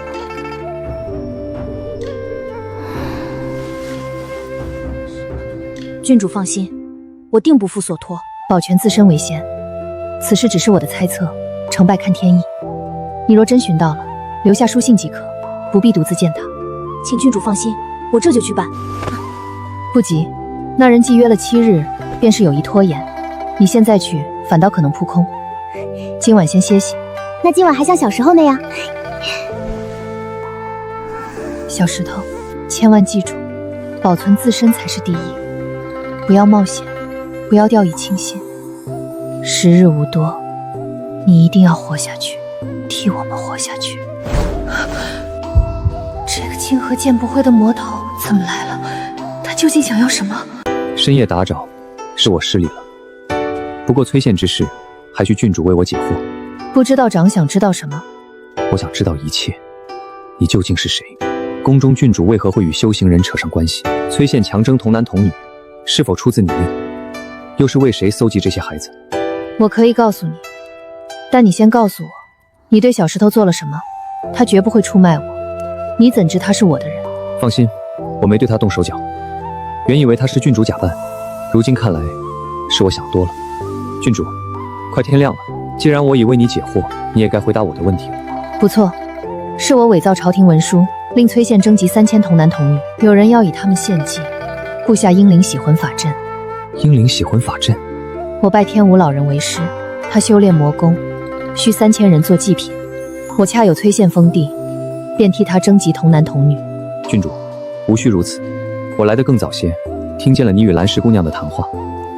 清河剑派是你故意引来的，你并非心甘情愿替那魔头做事。事已至此，不妨坦白些，说不定还有转机。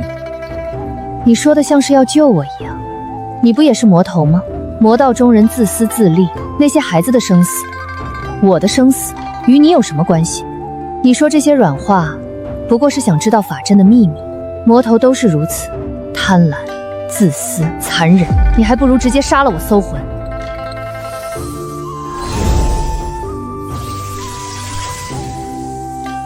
符文有些不同，但大差不差。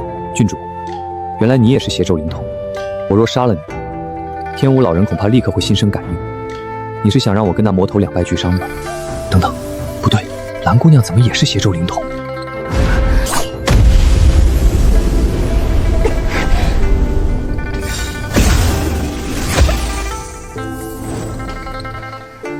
郡主，怎么了？郡主，方才闹出这么大动静，只为救蓝石姑娘，你贵为千金，却宁肯舍命相护，看来你确有苦衷。我知你信不过我，可你既连死都不怕，又何妨赌一次，信我一回？蓝姑娘，你应该知道，我若要杀人，不必如此麻烦。你若想让郡主活下来，便劝一劝她。我真心想救人。不仅是那3000无辜孩童，还有你们主仆2人。郡主，要不我们就试试，反正我们也反抗不了。你究竟想知道什么？其实你与蓝姑娘不是主仆，而是血亲姐妹吧？不错，蓝石是我的妹妹，是我所有弟妹里最小的一个，也是唯一活下来的。从我记事起，那老魔准备了许多夺舍用的皮囊，他几乎每年都会带来1、2个弟弟妹妹。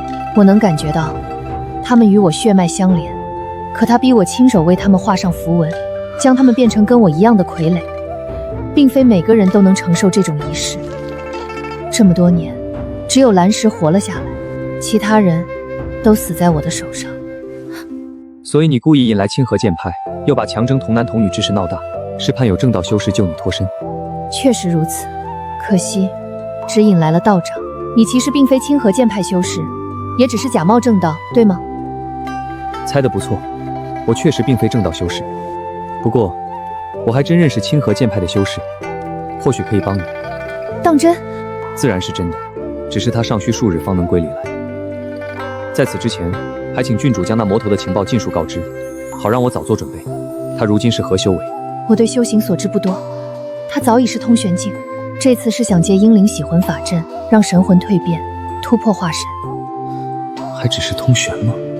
苏姑娘也是通玄境，只要拖到她回来，事情便简单了。你能确认天武老人何时出关吗？不知，那魔头平日神出鬼没，我既不知他何时归来，也不知他在何处闭关。他只命我征集童男童女，待事成之后，江时月自会通知他。又是这位江大公子，他是什么境界？气海境。道长要对付江时月。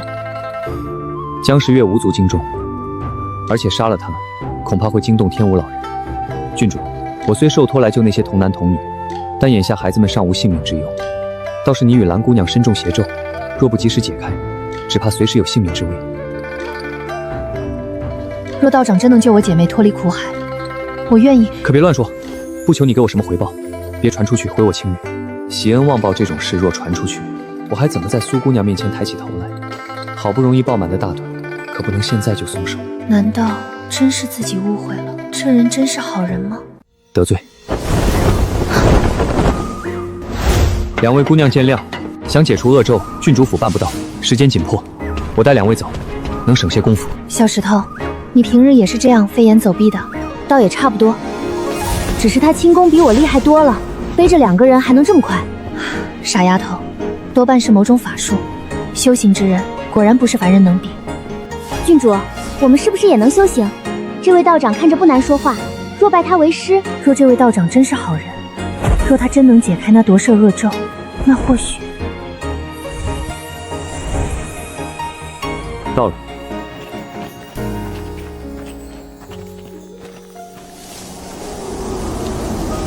郡主，这声音我听过。先前只顾着赶时间，将万魂幡和尸骸留在此处布阵炼体，倒是忘了这场面给旁人看见，实在不像救人。你带这2小妞来做甚？血肉早够了，再添也难堪大用。不要吃我！道长，这便是你说的救人之法。师父，你就别吓唬小姑娘了。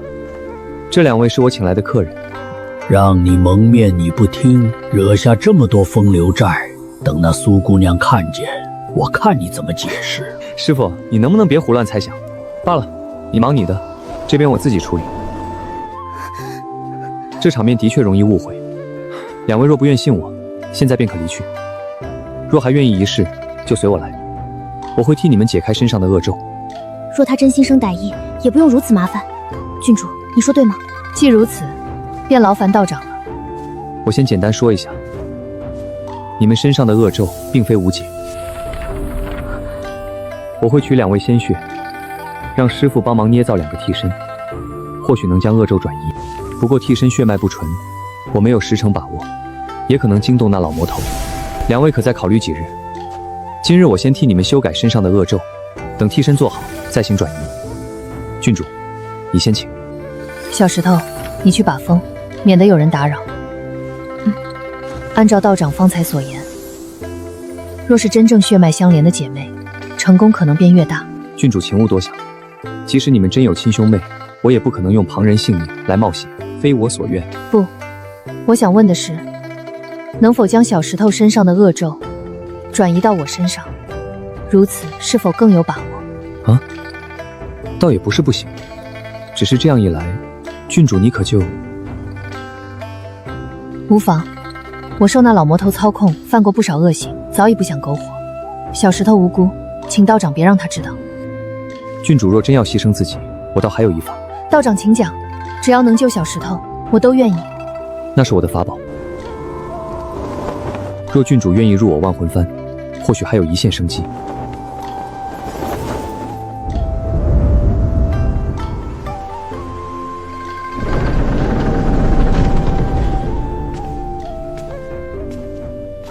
弟子苏纯一拜见掌门。免了免了，苏丫头，我记得这是你第一次出门历练，5代弟子里你天赋最好，修到通玄境才下山的也是头一个。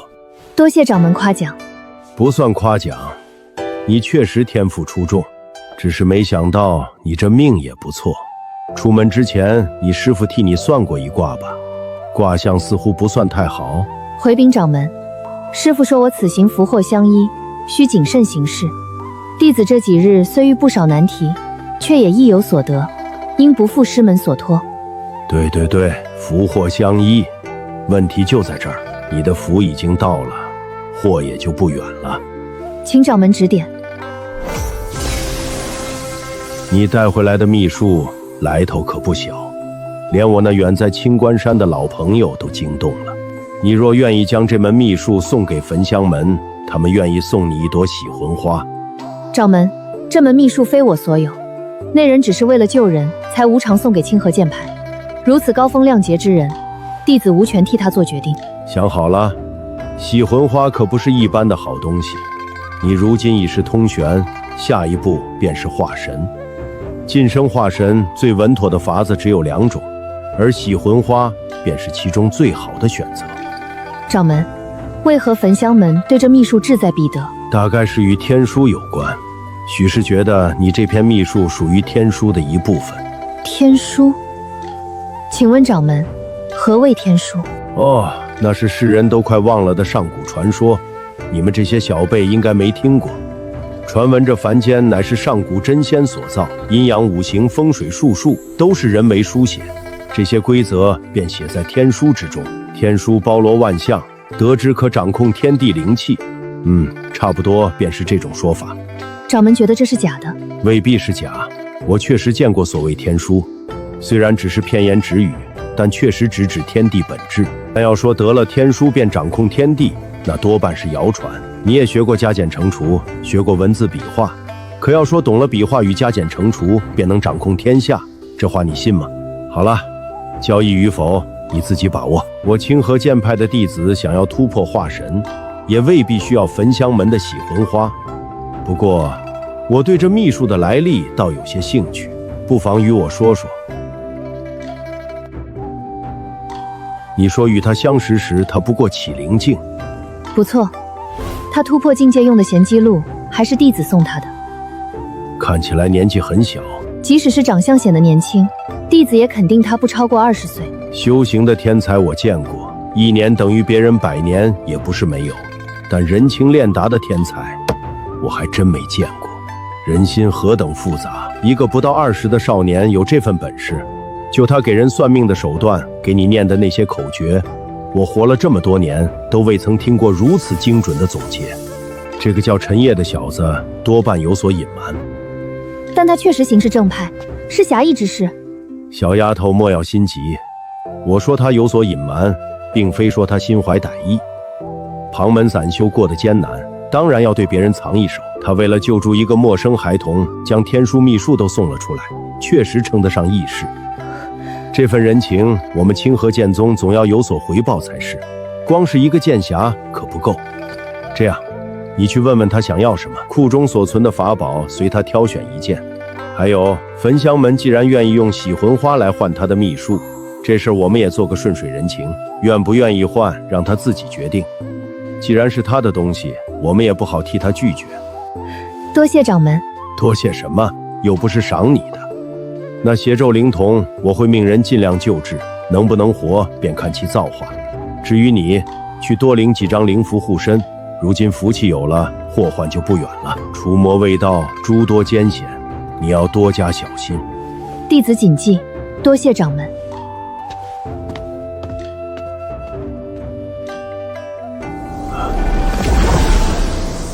老陆，你看，该说的我都说了，你们自己找人换去。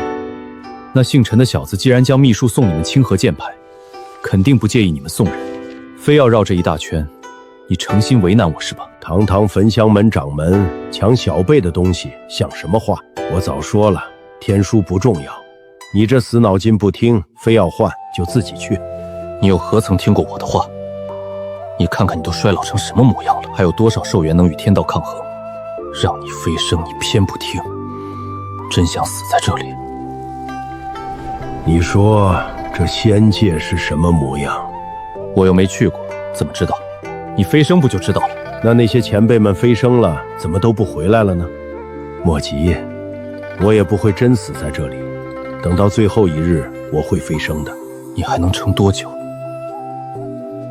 没多少时日了。既然飞升一去无回，我想再多看这世间几眼。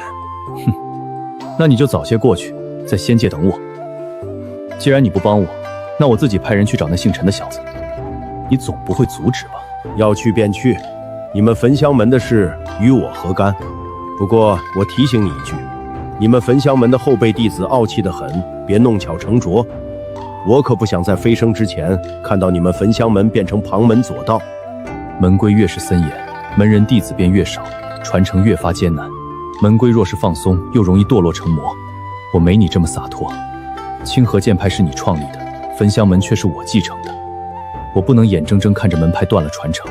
不说了，你有你的难处，但老陆，你要明白，我清河剑派的剑只论对错，不讲情面。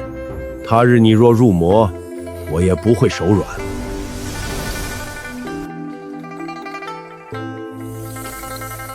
虽说我已有8、9成把握，但终究还是有风险。一旦开始解咒，依旧有可能惊动那天武老人，到时候你马上就有性命之危。郡主当真是丝毫不在意自己的生死啊！我这一生活着本无意义，若不是小石头活了下来，我早几年便自我了断了。想来那魔头也看出来了，所以故意留下小石头的性命。何必如此悲观？你之前受恶人所控，身不由己而已。我害了自己的弟妹，又为逃命，连累宫中许多人。若非贪生，我何至于连累那些无辜稚子？既无宁死之节，又何来无愧之心？我此生虽短，但至少让小石头活得快活。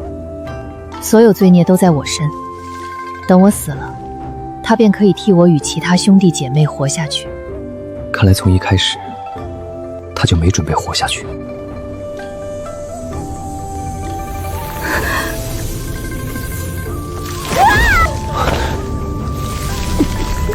那老魔头压根没想放过他们，纵只能夺舍一人，也要将这对姐妹一并除去。动手吧。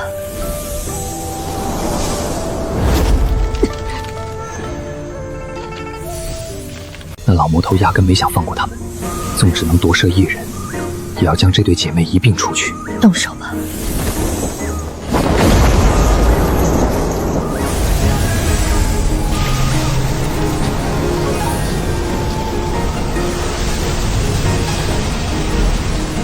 何方小辈敢坏我好事，我必将你抽筋扒皮！明明说好，燃血咒不到最后关头不要动用。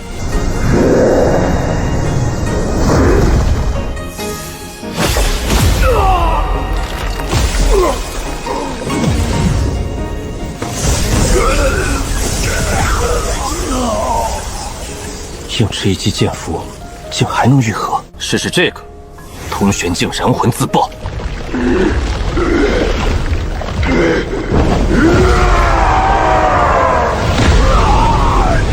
死！与我同死！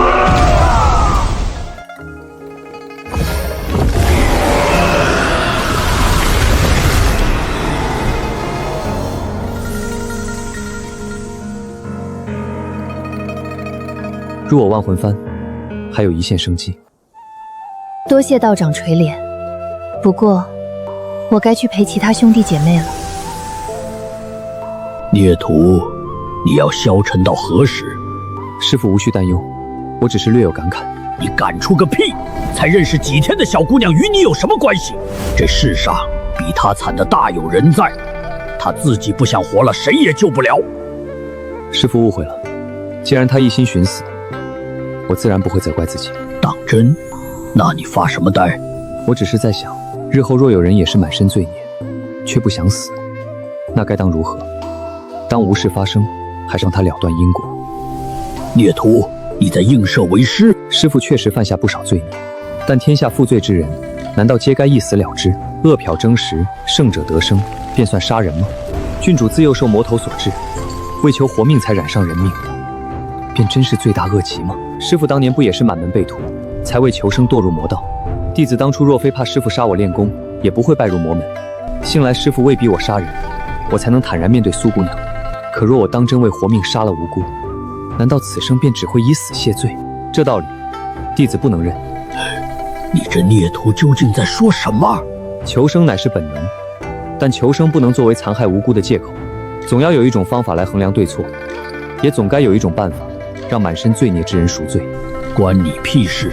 气海境的小修士，蝼蚁中的蝼蚁，这是你该想的问题吗？师父，少年人心比天高，本是常理，便是日后蹉跎百年，锐气尽失，如今又何妨一想？若不敢立此宏愿，何谈志在长生？我所求不止长生，还要为天地定一道法度，令凡人与修士皆循此道。狂妄无知！还有，你这孽徒又在欺师灭祖，你以为我听不出来？师父，东西收拾好，我们走吧。去哪儿？你不是在等你的苏姑娘？她自会寻来，我等不等又有何妨？红玉郡主与那魔头已同归于尽，可尚有个小魔头逍遥在外，旁人皆死，凭什么独他苟活？我心情不好，要除恶务尽。听闻清河剑派弟子常年历练，苏师妹想必已经斩过不少魔头。师兄误会了，我也是初次历练。要说除魔未到，我倒是遇到过一个魔头，可惜让他逃了，还险些雷及旁人。师妹不必自责，魔头狡诈，失手也寻常。我当年刚入钢煞，也曾遇上9重钢煞的老魔，仗着师门法宝才与他缠斗半日。后来他弟子来援，我看出老魔护短，便专攻那小魔头，趁其乱了方寸，将2人一并收入五仙炉，炼成飞灰。师兄可曾查明这两魔头究竟犯下何等恶事？这还用查？持万魂幡者多半杀人炼魂，满身孽债，见了打杀便是。师妹若忌惮此物，我倒可教你几门隐遁法术。苏师妹，听说那位散修陈烨避过气海境，他是如何得到天书秘术的？他杀了一个通玄境魔头。气海境杀通玄境？苏师妹，你初次历练，或许不清楚旁门散修的品性，他们为了攀附名门，什么谎话都敢编。魏师兄，催线路远，还是提些速度吧。师妹说的有理。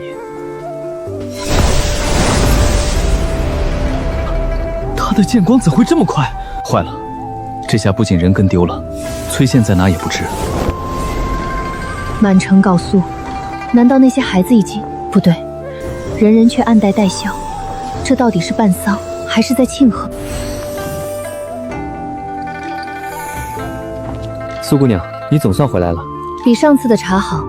这次是真茶，不是夜沫子。童男童女之事已经解决了，多数孩童已送还家中，余下的我也让小石头追查安置了。这本是我该解决的事，最后却只是旁观。多谢两位相助。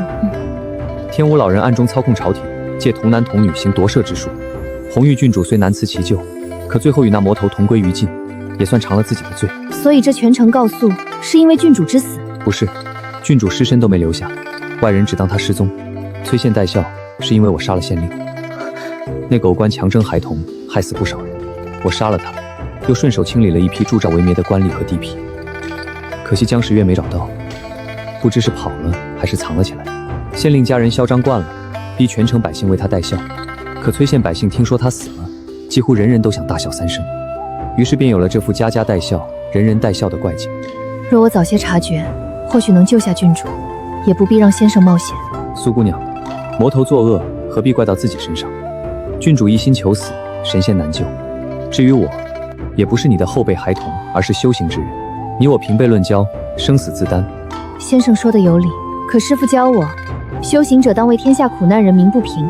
既然是我托先生查案，你的安危自然与我有关。苏姑娘，清河剑派心怀天下，我自然敬佩，也无意质疑贵团门规。只是行侠仗义，也该先明前因。我本可抽身，是我自己选择冒险对付那夺舍魔头，前因在我，与你无关。真出了事，也只能怪我鲁莽，怪不到你头上。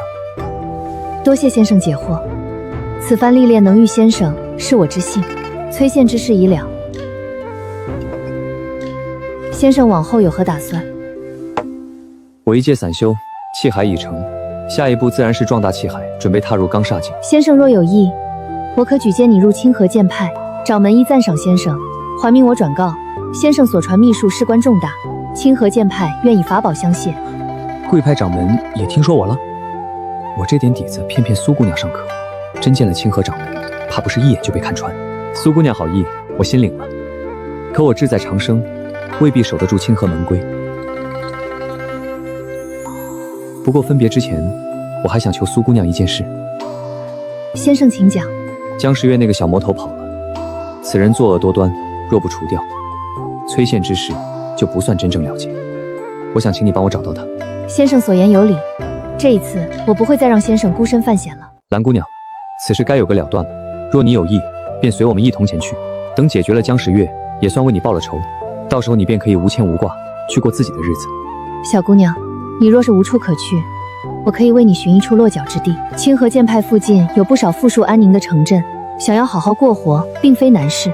我知道，凡夫俗子靠脚走路，跟不上会飞的仙人。只是我无处可去，我不想孤独一人。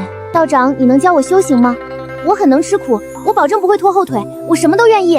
你要修行，却跟我一个散修学。苏姑娘是清河剑派弟子，但凡你能拜在清河剑派门下，那便是一步登天了。我能跟你学吗？姑娘若只是为了追随他而修行，不出1年，你仍旧会跟不上，终究会成为累赘。怎会？我练功从不偷懒。因为你追随的是气海境便能斩杀通玄魔头的人，这等本事，连我清河剑派掌门当年也未曾有过。运气而已，我提前做了些准备。先生无需自谦，你只是修行尚浅。论阴阳五行，你造诣更深，能以气海境斩杀2名通玄魔头，已是无人可及的天赋。我知道你心中还有不服，既如此，便让你亲眼看看先生的手段。我们这就去找那躲起来的魔头，将崔县之事彻底解决。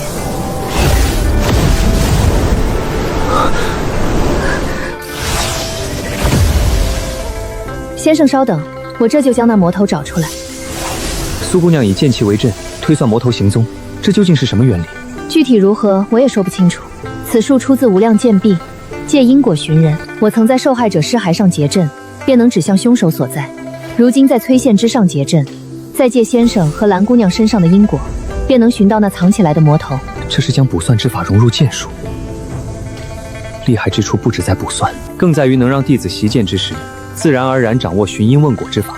贵派掌门不愧是天下第一。咦，这魔头怎么还敢留在崔县？大概是觉得最危险便是最安全之处。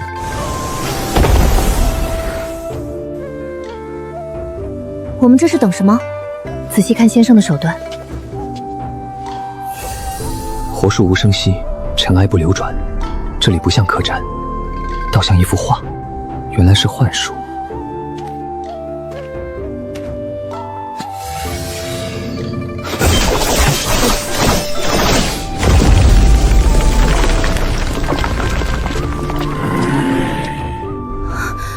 这便是仙人手段。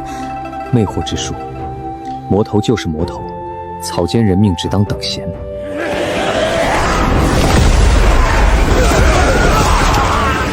恩公，杀不杀？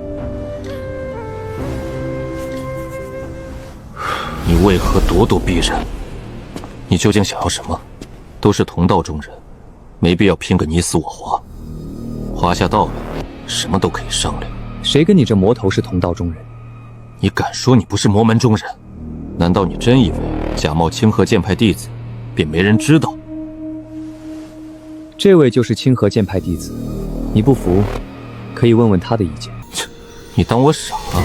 当着清河剑派弟子的面用万魂幡和迷魂香，他若是清河剑派的，我将名字倒过来写。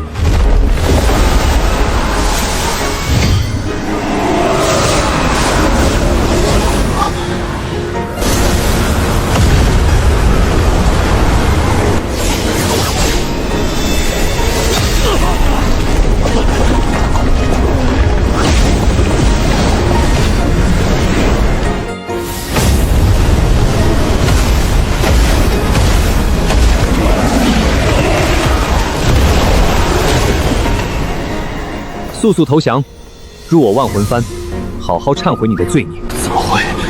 不过一丈呼风符，一口剑匣，不行，撑不住了。早就猜到你会跑。饶命！我投降！饶命！我还有藏起来的法宝弹药，我可以。真是傻子！收入万魂幡之后，宝藏还不是要吐出来？只是这么直接将他收入万魂幡，苏姑娘只怕会心生不满。这魔头看着年轻，但眉间玉洁，灵光晦暗，一看就知道是用丹药维持容貌，实际上已经快到受尽之时了。气海境一般能活200多岁，而先生今年还不到20，但这魔头在先生手中撑不过3招。你觉得你真能跟得上先生修行的脚步吗？随我去清河吧，你若是寻得修行的意义，将来总有一日能再见。仙女姐姐，我随你去清河。蓝石的问题已了，余下的便是清理残局。满地隐患不除，难免酿疫。那些受魅惑之人，术法未消，也仍是隐患。既然这样，正好借此试试地藏本愿经的秘术。你小子又在打什么歪主意？扔下这群傻子，自生自灭便是了。就算真要破解魅惑之术，你让那苏纯一出手不是更方便？苏姑娘既在身旁，我便想试试地藏本愿经里的秘术。居、所问、行4术相辅相成，单靠临阵施法难见全貌，须得提前布阵。这座旧客栈9色财气俱全，又多年藏污纳垢，贪欲、怨念、仇恨早已沉入灵气，正是布阵的绝佳之地。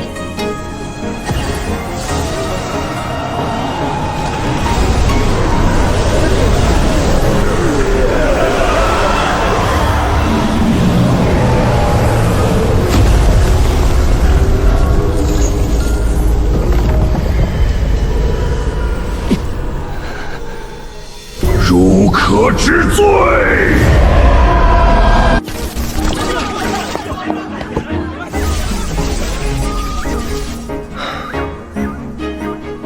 问心无愧，何罪之有？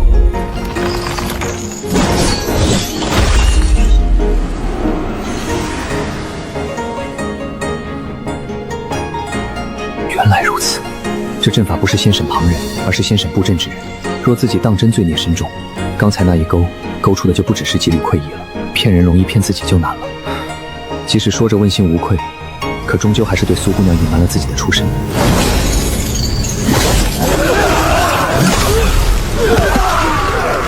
这铁钩虽能触及神魂，却不损神魂，反倒像是在给人一个赎罪的机会。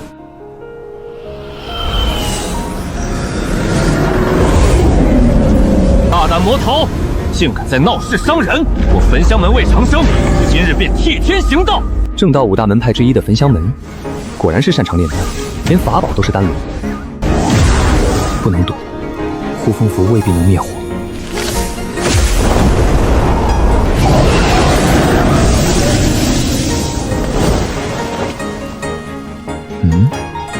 就这，反火，是我把大派弟子想得太强了，还是苏姑娘太厉害了？逃得倒快，不过初入气海，也敢在我面前逞凶。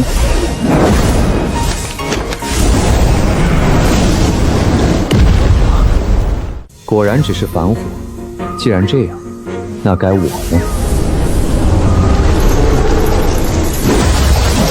区铁钩。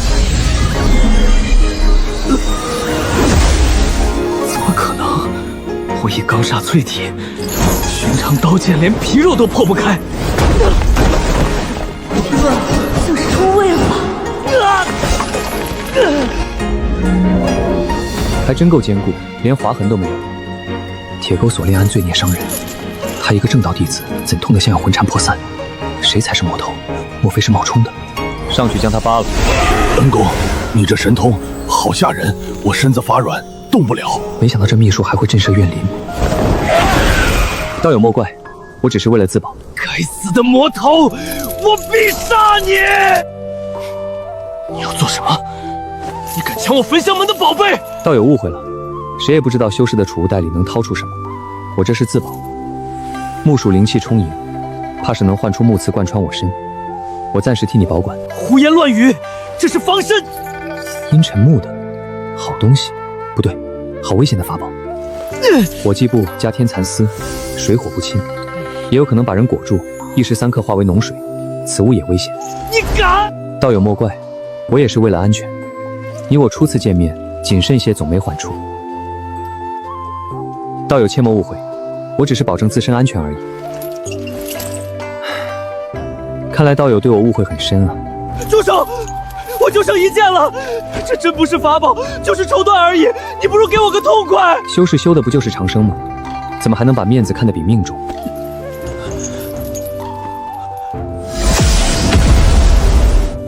清河剑派，一定是苏师妹来了，有她在，我就有救了。今日之辱，必让这小魔百倍奉还。先生可有受伤？这位说自己是焚香门弟子，不知苏姑娘是否认识？这是焚香门魏长生，魏师兄。魏长生，韦长生，这名字还修什么仙？原来真是魏兄。魏兄一表人才，一看便出身不算，方才多有得罪，还请见谅。苏师妹，此人可是魔头，你为何与他如此亲近？请魏师兄慎言，先生乃我至交好友，他只是旁门散修，并非魔头。他手上拿的可是万魂幡，你没看见吗？人心中的成见，果然是一座大山。若手执万魂幡便是魔头，那魏兄如今手执万魂幡，难道也成了魔修？强词夺理，是否强词夺理，魏兄心中有数。魏兄方才被铁钩勾住时，神魂里翻出来的那些旧账，也算我强词夺理吗？既有苏师妹作保，魏某便信这位道友一回。一场误会，还望道友海涵。既是误会，大家都无需放在心上。既如此，道友是否能将我的东西还我？自然。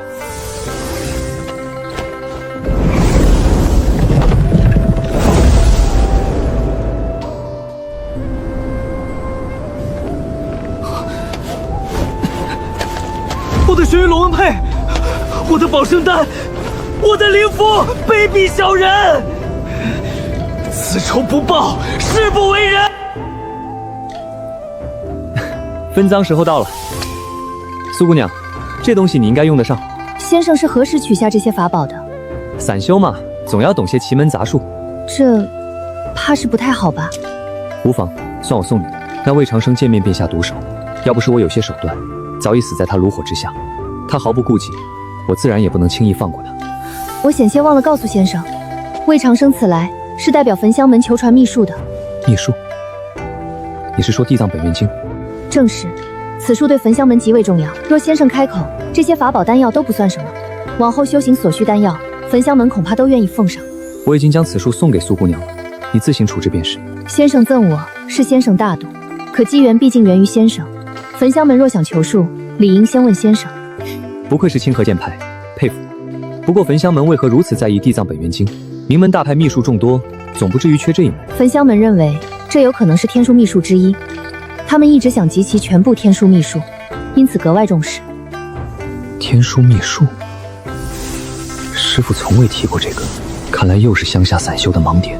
焚香门啊焚香门，既然是你们先动手，那就怪不得我狠狠割一刀了。苏姑娘，我看那位魏兄似乎还怀恨在心，冤家宜解不宜结，我们这就去找他。也不知那焚香门一共收集了多少种天书秘术。苏姑娘，可否请教一二？据传焚香门已集齐10余门天书秘术，门下所学博杂，其中以太上丹经最负盛名，炼丹术天下第一。太上丹经，苏姑娘可知这经书的内容？哪怕只是只言片语。太上丹经是焚香门立派根基，传承极密，门中弟子尚少有人得，外人更无从知晓。除了这太上丹经，焚香门还有哪些天书？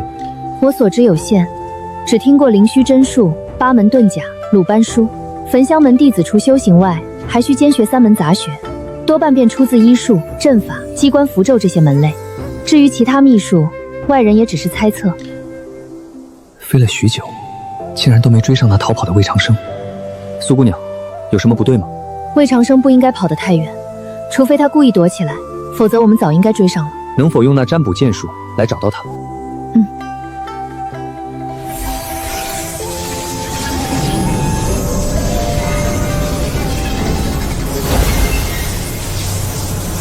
小心！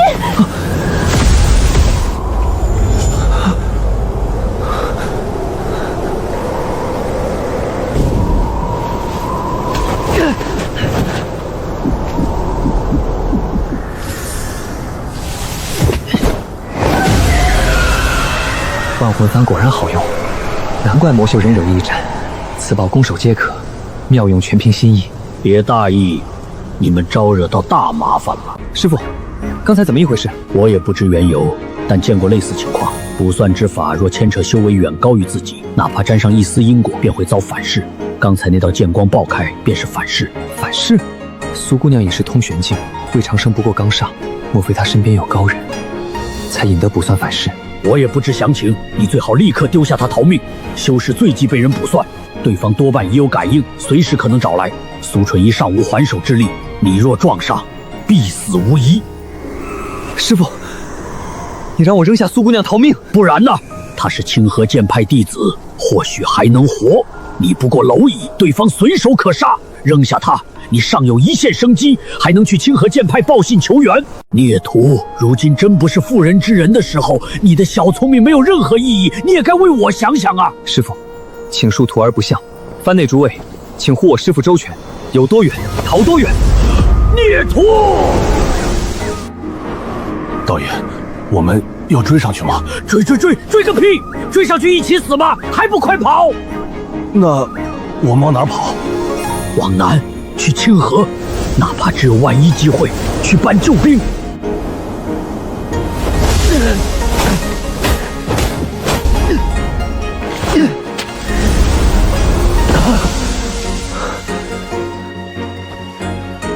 不管受了什么伤，对修士来说，灵气才是根本。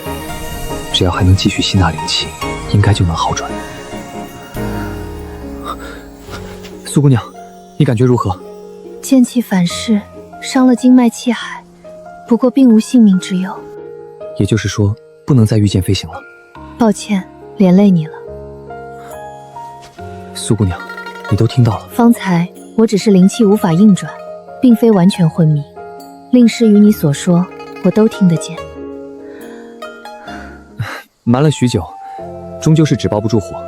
苏姑娘莫怪，我师父被我炼入万魂幡中了。不过当时是他求着进去的，可不是我欺师灭宗。先生此时还有心情说笑，我何时怀疑过先生？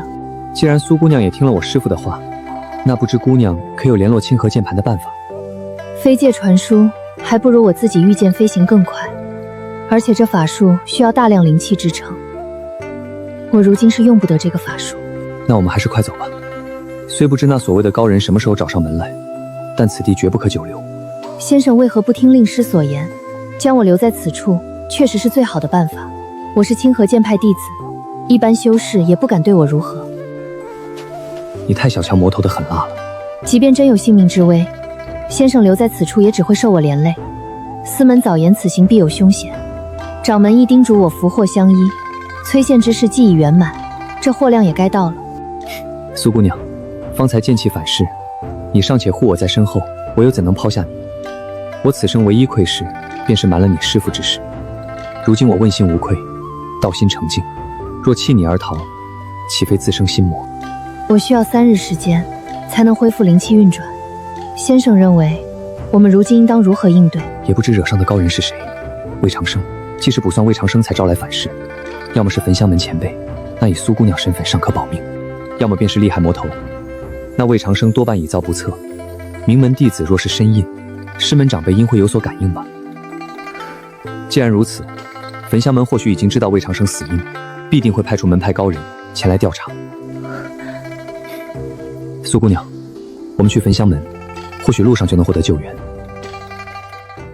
天书秘术还没到手，怎能就这么回去？可如今都闹成这样了，还怎么换？哼，就算他肯换，怕也要狮子大开口。罢了，先歇一歇，再想对策。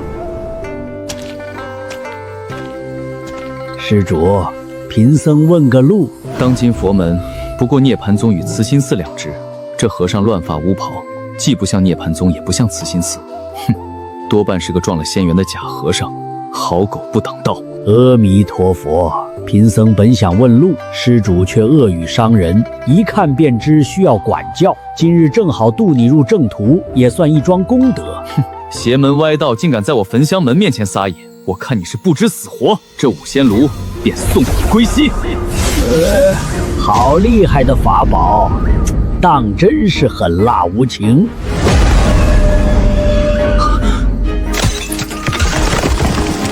这不可能！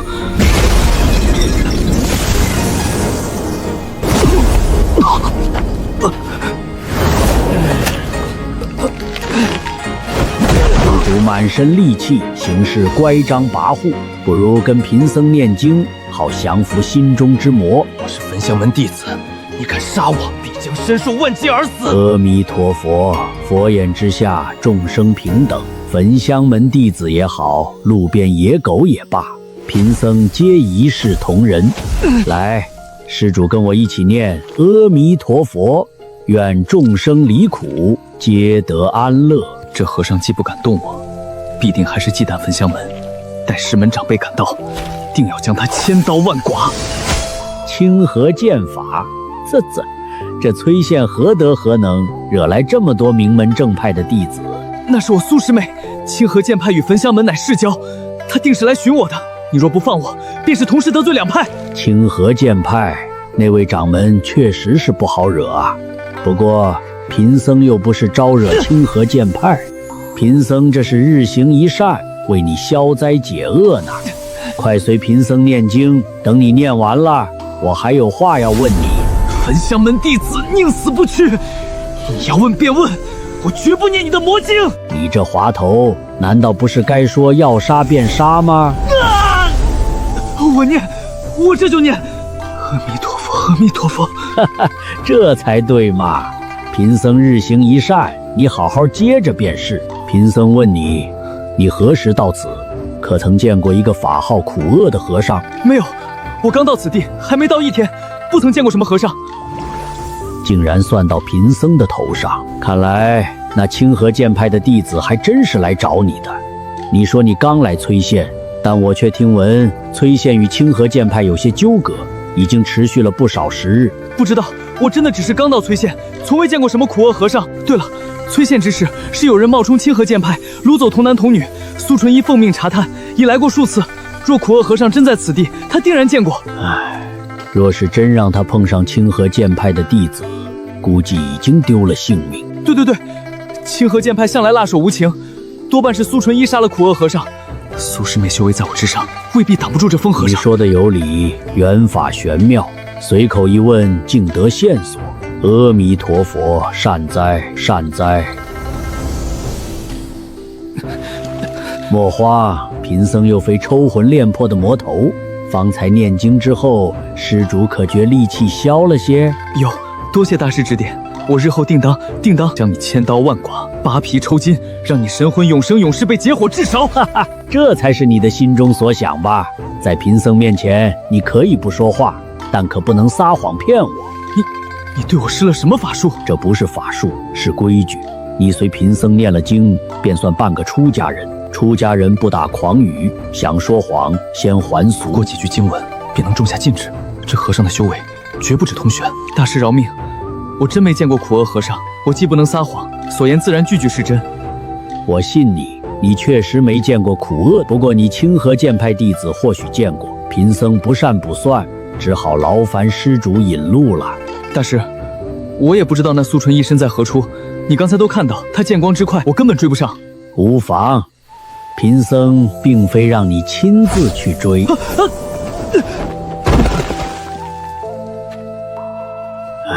可惜，看来你与那清河剑派弟子牵扯也不深，只能指出大概个方向。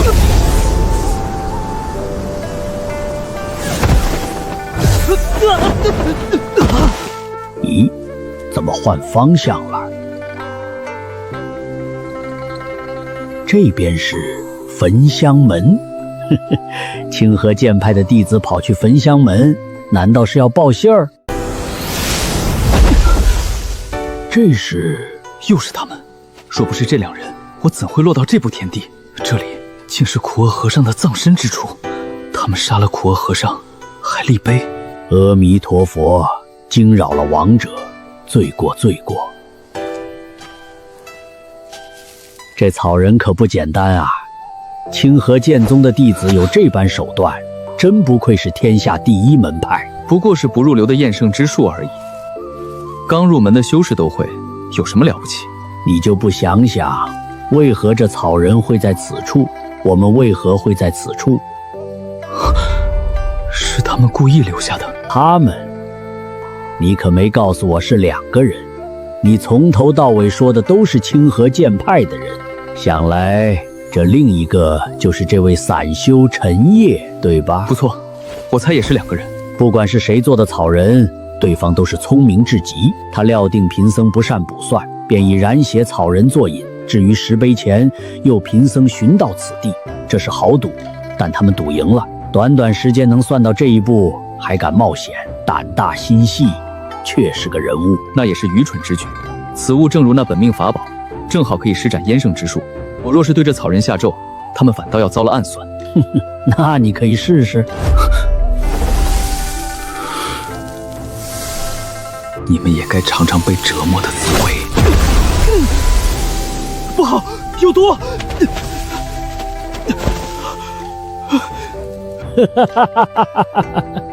自作孽，不可活。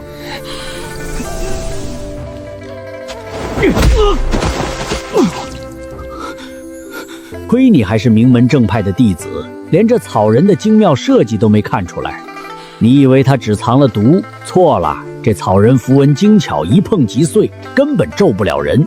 毒只是幌子。你方才下咒，等于告诉他们，草人奏效，我们已被引到此地。自作孽呀！你若不动嗔怒，这草人便不会激发，或许还能瞒过他们。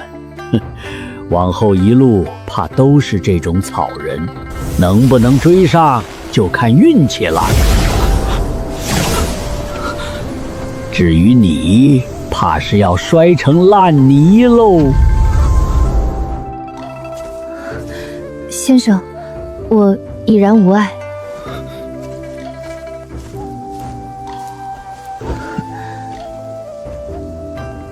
苏姑娘，刚才可是有所感应？先生果然神机妙算，留在石碑下的草人已经破碎，我也受了些影响，不过并无大碍。还真是运气，那老摇头果然不善卜算。既然此物有效，那就不客气了。要拖到你伤势恢复，或者拖到焚香门的人赶来，我们就还有活路。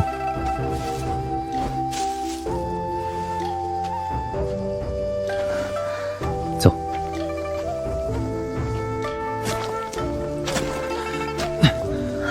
先生，我们歇一晚吧。不行，谁知道那魔头什么时候追上来，也不知道焚香门的救援何时能到。万一只差这一段路，我们就真死得冤了。是我连累先生了。都到这时候了，还说什么连累？难道你现在让我丢下你跑？我知道先生不会，那就换我背先生。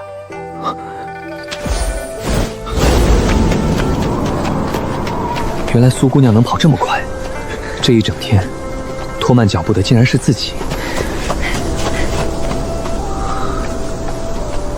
若这次能活下来，一定要尽快提升修为。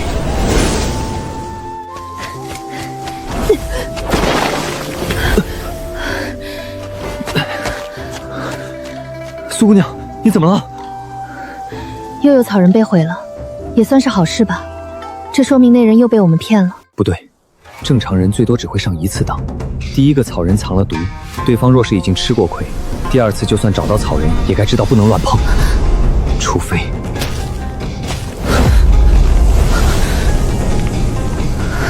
阿弥陀佛，两位施主让贫僧一路好找啊！这草人骑鹿之法确实精妙，可惜施主运气不太好，贫僧只卷错了2次，第3次便选中了你们所在的方向。阿弥陀佛，此乃缘分也。阿弥陀佛，两位施主让贫僧一路好找啊！左右不过是个死。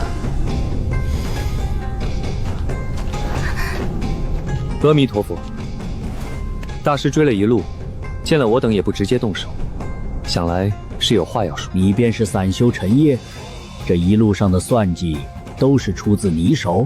微末伎俩，入不得高人法眼。这可不是微末伎俩，草人精巧至极，既能做警示，又不致伤了这位女施主，如此分寸绝非寻常人能拿捏。施主年纪轻轻便精通此道，我那苦厄徒儿死得不冤。苦厄和尚的师傅果然是来寻仇的。那苦厄和尚是我斩杀的，你若是要寻仇，便杀了我。那苦厄和尚本有机会夺舍，是我断了他的后路。冤有头债有主，你要寻仇便来找我。阿弥陀佛，两位都说是自己犯了杀戒，贫僧难以分清真假，不如要杀便杀，少拿考验人心那套龌龊手段。大师修为通天，却还对我们这些小蝼蚁耍心机，传出去不嫌丢人。死倒不可怕，就怕这老魔头想些折磨人的法子。真到那一步，倒不如我先抹了脖子。施主有所不知，苦厄究竟死于谁手，对贫僧至关重要。若查不清，此事便不能善了。阿弥陀佛，两位施主稍安勿躁，与贫僧一同念念佛经，化解心中戾气，一切便都明了。观自在菩萨度一切。这和尚在借佛经施术。观自在菩萨，照见五蕴皆空，度一切苦厄。与本宫现大福富贵非曾。女施主，我那苦厄徒儿可是被你所杀。苦厄和尚肉身是我斩杀的。女施主果然守信，所言不虚。如此说来，我那徒儿的神魂是毁在陈施主手上了。苏姑娘，她早知道答案了。老和尚，别废话，你徒儿的神魂毁在我手上，我不但收了他，还将他逼疯，最后把他扔出去，跟另一个老魔头同归于尽。要动手，就快些。那施主你也跟我念一念佛经。观自在菩萨，书生如是老塔王妖烧经文。等等，施主你刚才念的是？不会吧？这老和尚不知道心经还有后半段。施主，你如何知道这心经还有后半段？出家人不打诳言，可不能胡编乱造。我不只知道心经，还知道许多佛经。想来你们涅槃宗多是残篇，我可替你们补全。有种便搜我的魂，只要我神魂损了半点记忆，损失的就是你们。陈施主误会了，贫僧可不是涅槃宗，贫僧法号方圆，来自慈心寺。但你说苦厄和尚是你徒弟，那苦厄和尚使的是涅槃宗开口禅，绝不会错。涅槃宗魔头才滥杀无辜，慈心寺虽是旁门，却从未作恶。慈心寺源自涅槃宗，神通相似，不足为奇。苦厄却是贫僧弟子，却早已堕魔叛寺，投了涅槃宗。贫僧追他80余年，可惜不善卜算，屡屡被他逃回宗门。直到他身死魂灭，贫僧才心生感应。此来崔县并非寻仇，而是谢二位替慈心寺清理门户。方圆大师，你若并非来寻仇，何必如此戏耍我二人？怪我，只因路上遇着个焚香门的弟子，我本想问个路，他便对贫僧下毒手。焚香门与清河剑派关系人尽皆知，贫僧还以为魏长生他撞在你手上了。贫僧只略作惩戒，找到二位后便放他走了。此事错在贫僧，二位施主有情有义，贫僧这便磕头赔罪。大师，下次直接问就行了，不用这么吓唬我们这些小辈。一场误会，贫僧无意为难二位，只是急于寻出杀徒之人，才不得已逼问真相。急于？大师若是为报恩而来，又何必着急？贫僧自然是来报恩的，可旁人未必。陈施主，贫僧方才说过，那孽徒早已叛出慈心寺，投了涅槃宗。你是说，涅槃宗会找我们寻仇？阿弥陀佛，陈施主果然聪慧。贫僧正是怕杀苦厄之人遭涅槃宗追杀，才急着问清真相。如今涅槃宗已知苦厄身死，或许比贫僧来得更快，再耽搁，只怕就来不及了。不知大师是何等境界？阿弥陀佛，多亏二位施主替慈心寺清理门户，贫僧才了却一桩心魔，得以突破反虚。两位请暂且歇息，贫僧先去打发了涅槃宗的妖僧。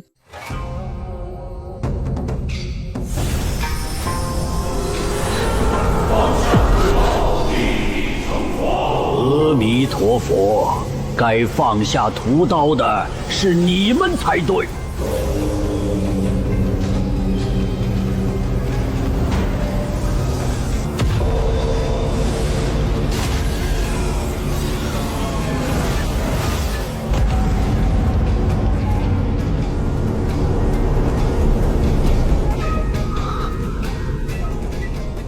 先生无需羡慕，以你的天赋，反虚境只是迟早的事。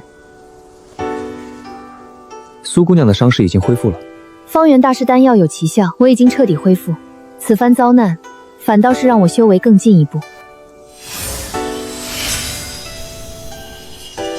恭喜苏姑娘。先生是有心事，是在记恨方圆大师之前的冒犯吗？苦厄已死，方圆大师追了80多年的执念终于放下，如今剃去乱发，换回僧袍，倒真有了几分高僧模样。经过昨日，我想明白了，对方圆大师那样的人来说，我这等蝼蚁是否记恨，根本无关紧要。凡人100年之后，不过一抔白骨，与那些长生久世的仙人相比，确实不值一提。先生所言不错，人立于天地之间，本就渺小，可既然踏上修行路，便不该只做任人俯瞰的尘埃。我还以为苏姑娘你会劝我不要消沉。先生若真会因此消沉，便不会说出方才那些话了。不错，感慨归感慨，修行归修行，既然明知道自己身如蝼蚁，就更应该把握如今。苏姑娘，你接下来就要回清河了吗？不错，我也该回清河苦修了。不过回去之前，我会与先生去一趟焚香门，促成天书秘术的交换。不去焚香门了，那魏长生被方圆大师教训了一番，想来是对我们怀恨在心，去了也只是自讨没趣，平添许多麻烦。可是教训魏长生的是方圆大师，为何他会对我们怀恨在心？这个说起来就复杂了。不过焚香门我就懒得去了，我如今只想尽快提高修为，等我将师父寻回，我就找个地方苦修去了。先生如今正需要加快速度气海壮大的秘术，不如随我回清河。清河水太清，我这种出身淤泥的小鱼去了也适应不了。那先生要去何处苦修？你准备去当和尚？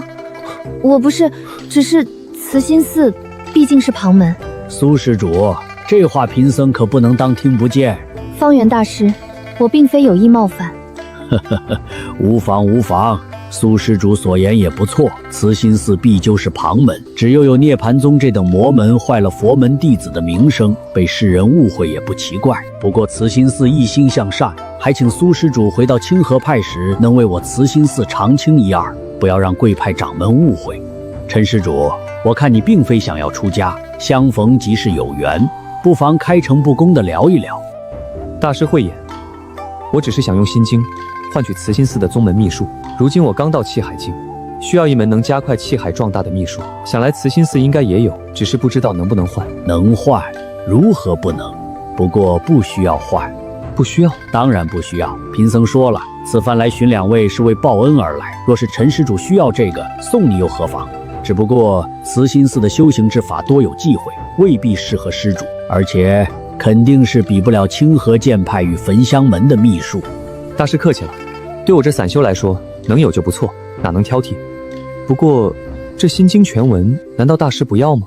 不如这样，施主你随我回慈心寺，我向方丈师兄说明一番，下一任方丈就由你来做，你看如何？大师别开玩笑了，我可守不了清规戒律，你让我念经吃素是不可能的。吃素？慈心寺只戒杀生，不戒荤腥，贫僧最爱吃肉，只是化缘全凭施主心情，难得开荤。不见杀，不闻杀，不为我杀。大师吃的3净肉是吧？不错不错，施主这说法精妙。我慈心寺日后便添一条规矩，非3净肉不可食。只是贫僧冒昧，施主究竟从何得到这些佛门秘闻？大师就当我天生知道吧。我们还是回到原来的话题，除了气海境秘术，我还想向慈心寺换几样东西。放心，不会让大师为难。阿弥陀佛，施主请讲。我要一门遁术，1件护身之物，再加些炼气材料、修行丹药，以及慈心寺所有卜算典籍。卜算？请恕贫僧说话直接，气海境的修士想要学卜算，实在有些好高骛远。大师放心，我自有打算。好，贫僧答应你。不过只是半部心经可不够。心经不够，那加上金刚经、华严经、阿难经又如何？陈施主，这些佛经莫不是你杜撰出来的？天地为鉴，绝非杜撰。不过晚辈多嘴一句，佛经也只是前人所悟，大师参熟即可，莫要尽信，可别看得入了魔。阿弥陀佛，施主独具慧根，真不准备出家当和尚吗？可惜可惜。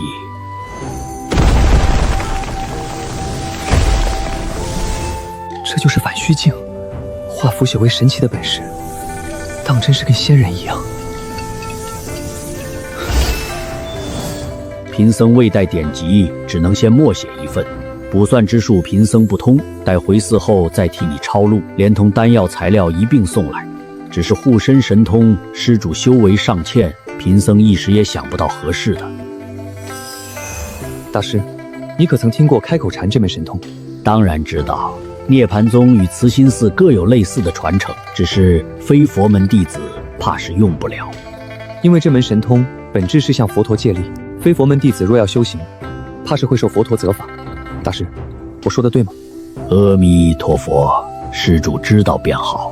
其实我更想问，慈心寺与涅槃宗供奉的是同一尊佛吗？非也，涅槃宗供奉的邪佛可不会普度众生，只会屠戮众生。慈心寺供奉的佛才是慈悲为怀。那我想请问，慈心寺供奉的佛来自何处？来自何时？因何而生？据我所知，慈心寺历史只有数百年，你们供奉的佛也就几百岁吧。施主，你难道想自己造一尊佛吗？有何不可？这施主所问，贫僧答不上来，待我回去问过方丈师兄再来回答。你只要带着黄玉，贫僧便能找到你。多谢大师，我这就将经书给你写下来。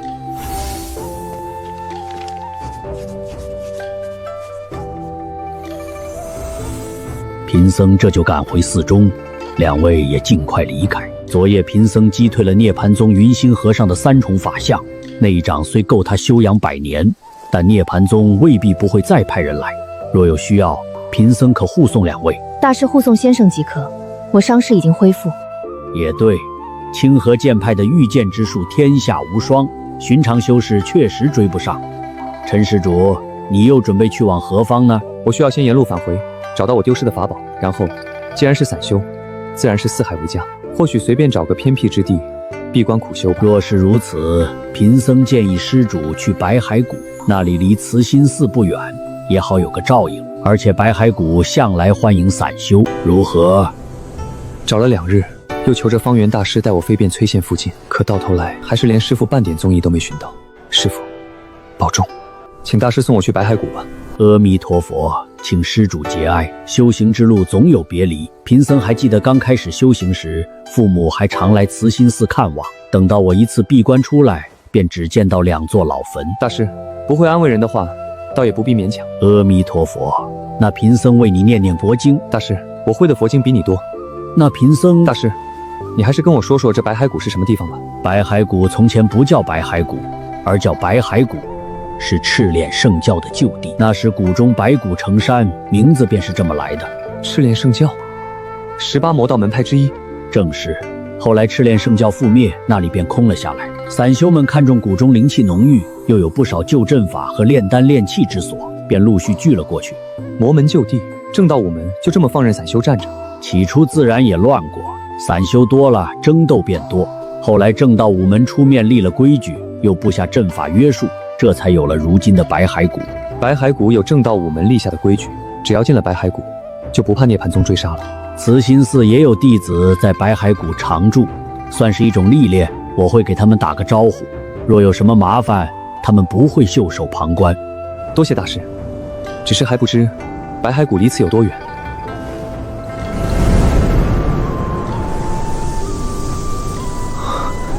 真不愧是仙家之地，这就是七彩祥云吗？陈施主，这七彩的雾气乃是一种毒瘴，能迷人心魄。若是外人乱闯，不消几个时辰便化为脓水了。啊，这真不愧是修行的好地方。看来这就是白海谷的考验，与那江时月的幻术又有些不同，但同样是依托本地风水格局布置，手段高明许多，但难度倒是不大。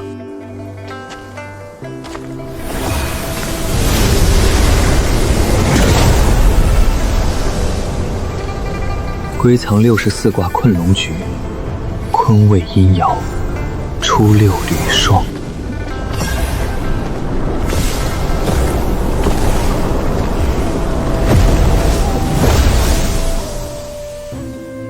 看来接下来的路便要靠自己了。恭喜道友破阵，在下陈烨，初来乍到，还请道友多多指教。焚香门的丹药，这可太贵重了。哪里，在下修为低下，破阵花了不少时间，劳烦道友在此等候，实在抱歉。道友客气了。贫道吕福胜今日正好轮值，道友初来白海谷，不妨随我坐坐，我也好与你说说谷中的规矩。陈道友是何时入阵的？那入口迷阵最耗心神，先喝口茶缓一缓。刚到不久，倒也没觉得多累。吕道友太客气了。道友无需担心，若非以蛮力破阵，这入口处的迷阵没3-5个时辰反复测算是进不来的。破阵消耗心力不小，你是担心虚弱之时暴露了，惹人觊觎。放心，进了白海谷，便没人敢对你不利。这可是5大门派共同认可的和平之地，魔尊都不敢在此撒野。进了这门，你便可安心修行。3-5个时辰，可我方才似乎没走那么久，莫非这阵法还会扰人对时辰的认知？几个时辰已是极快了，非得精通阵法才办得到。贫道当初不善阵法，在里头困了整整2天，险些没走出来。确实艰难，我在阵中走得头昏脑胀，也记不清究竟过了多久，方才不过是硬撑着罢了。我懂，我们这些散修又缺传承，又缺丹药，初来乍到自然是要谨慎些，不能视人以弱。不过放心，这里规矩不少，但当真安全。说起来规矩多，其实记住一条便够了，不得私下斗法。除此之外，修行闭关都随你。若看中哪块无主之地，也可自己搭屋落脚。只是谷中的炼丹炉、炼气楼须得花苍珠借用，这便是苍珠，在白海谷里就如凡人的金银。不知这一枚苍珠价值如何？不算便宜，炼丹炉租用1日便要10枚苍珠。至于其他材料丹药，那便看道友你讲价的本事和眼力了。如果是按照行价，道友刚才送我的那瓶丹药便值300苍珠。这么多，那岂不是可以租送炼丹炉1个月？道友有所不知，在白海谷，凡是与5大门派有关的东西，价钱都要翻上许多。这丹药若只拿来疗伤，确实不算什么，可它出自焚香门，拿在手里，旁人便会觉得我与焚香门有些渊源。将来若有后人再凭这点由头去求个拜师机会，说不定便是一步登天。原来如此，看来散修之间也少不了这些人情门路。高门大派的关系在白海谷特别有用，道友既然能随手送出焚香谷的丹药，想来是关系匪浅，往后还请道友多多提携。焚香门这层关系可经不起细问啊。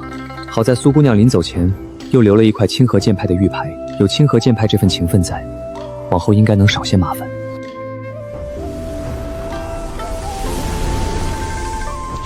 平日好几个月也不见一位新人，今日倒是巧了，一来就来3位。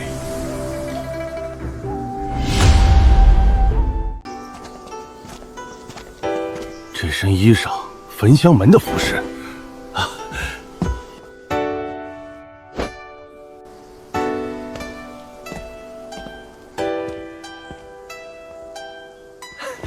魏兄，真是想死我了！你怎么寻到这白海谷来了？这小子既然还肯装模作样，便说明他终究顾着焚香门颜面。既然如此，便没什么好怕的。难怪陈道友能随手拿出焚香门的丹药送人，原来关系竟这般深。散修若能攀上这层关系，便等同抱住了一棵参天大树。日后定要与这位陈道友多亲近亲近。我还以为你会与苏师妹一同回清河呢，差点就去清河找你了。那魏兄又是怎么知道我来白骸谷的呢？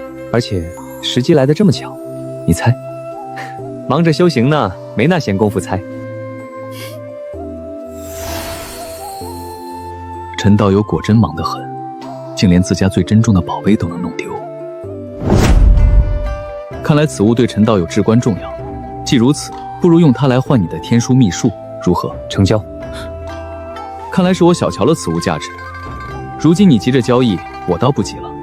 想必道友还能拿出更多好东西来换。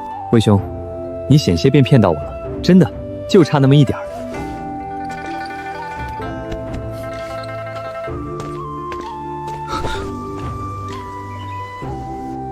莫师妹，你为何拦我？魏师兄，我事先便再三提醒过你，第二卦只让你说一句你的宝贝弄丢了，何必多此一举画蛇添足呢？他一听便应下交易，可我连那宝贝是何物都不知。莫师妹，你只让我说这一句，接下来呢？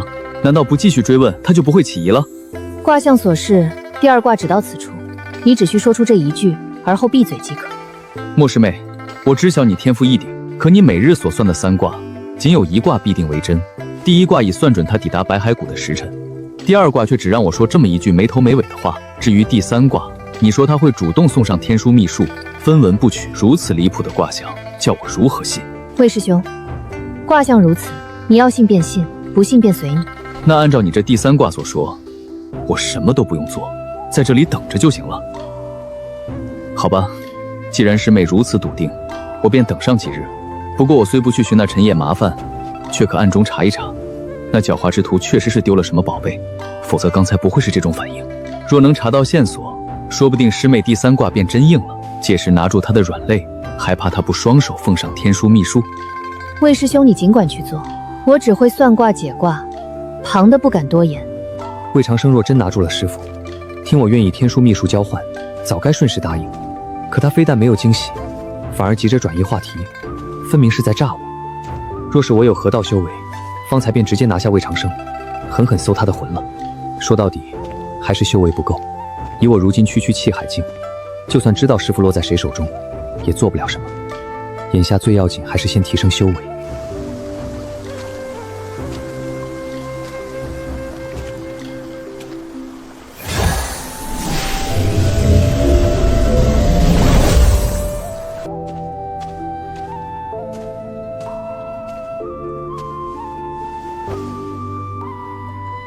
气海境吸纳灵气太慢，方圆大师赠予的6字真言咒虽能震动气海，加快修炼速度，可此法太险，稍有分神，气海便可能受损。气海若受损，可借真言之法稳住灵气，使其重新凝聚。重灵。苏姑娘送我的这本前人笔记里说过，若体内出现2个气海，他们会彼此牵引，尤其是同向旋转时，2个气海迟早会重新合成一个。那要是反向旋转呢？若用6字真言咒主动打破原本的气海，再借它的修复之法，让破碎的灵气重新凝聚，同时按照这本笔记的思路，让新凝出的2个气海反向旋转，那它们或许就不会融合，而是能同时存在。如今突破气海境也不过半月，即便失败，大不了推回启灵境，重新再来。既然输得起，那便试试。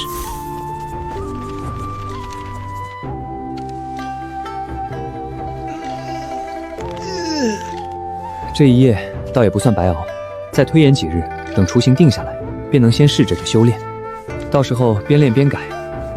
该出去找点热乎的，也好醒醒神。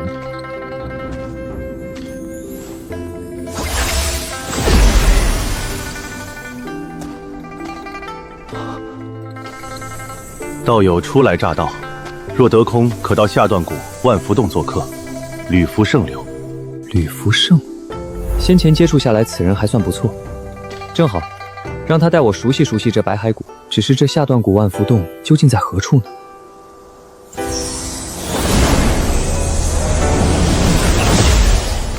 这法术竟还能引路，天下英雄果然不可小觑，连个守门散修都有这等本事。那吕福胜的修为恐怕还在我之上。与崔宪相比，俗世繁华终究烟火气太重，还是白骸谷更像仙境？也不知清河剑派与焚香门这等大派又是何等气象。若有机会，真想亲眼看看。其实也没什么不同，无非是更大、更空旷些。白骸谷有阵法遮掩，里立内洞天重重，远看不大，走进其中便要广阔许多。这位姑娘，我想问问，你们正道弟子就那么喜欢从别人背后出现吗？只是凑巧而已。不过听道友所言，你是做过什么亏心事，才害怕被正道弟子看到吗？不错，我做过的亏心事多了。又算错了，今日3卦已经错了1卦。你说什么？不过是自省罢了。这姑娘脑袋是不是有毛病？修炼出岔子了，损了神魂不成？陈道友，你要请我喝酒吗？这姑娘哪是疑似有毛病，分明就是有毛病。第1卦显示，她会在这个时辰来到这里，还会主动与我攀谈，言语间颇为轻佻，时间和地点都没有错。可她见了我，却避之不及，哪里有半分主动搭话的意思？第2卦显示，她会主动邀我喝酒，可她连一句话都不愿与我多说，又怎么可能请我喝酒？而3卦之中，必有1卦为真。如今前2卦都错了，那这第3卦，他将会身中剧毒，死于非命。他若死了，天书秘术便再也拿不到了。不行，必须在他中毒之前找到他。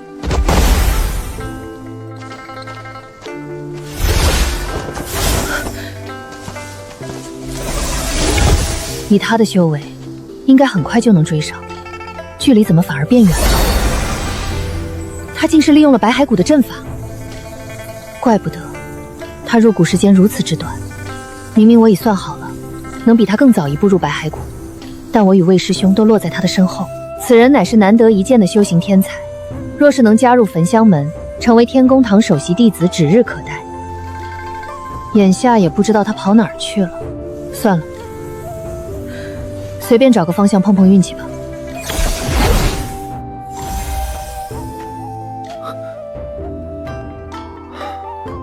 在这阵法里找出一条路，还真是耗费心神，竟比熬一夜还累。师父保佑，千万别再让我碰见那个疯姑娘。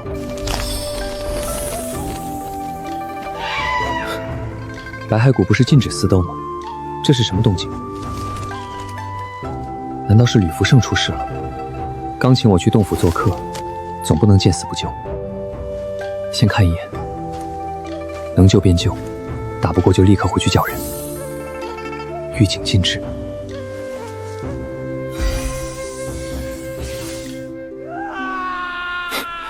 下手这么狠，到底有什么深仇大恨？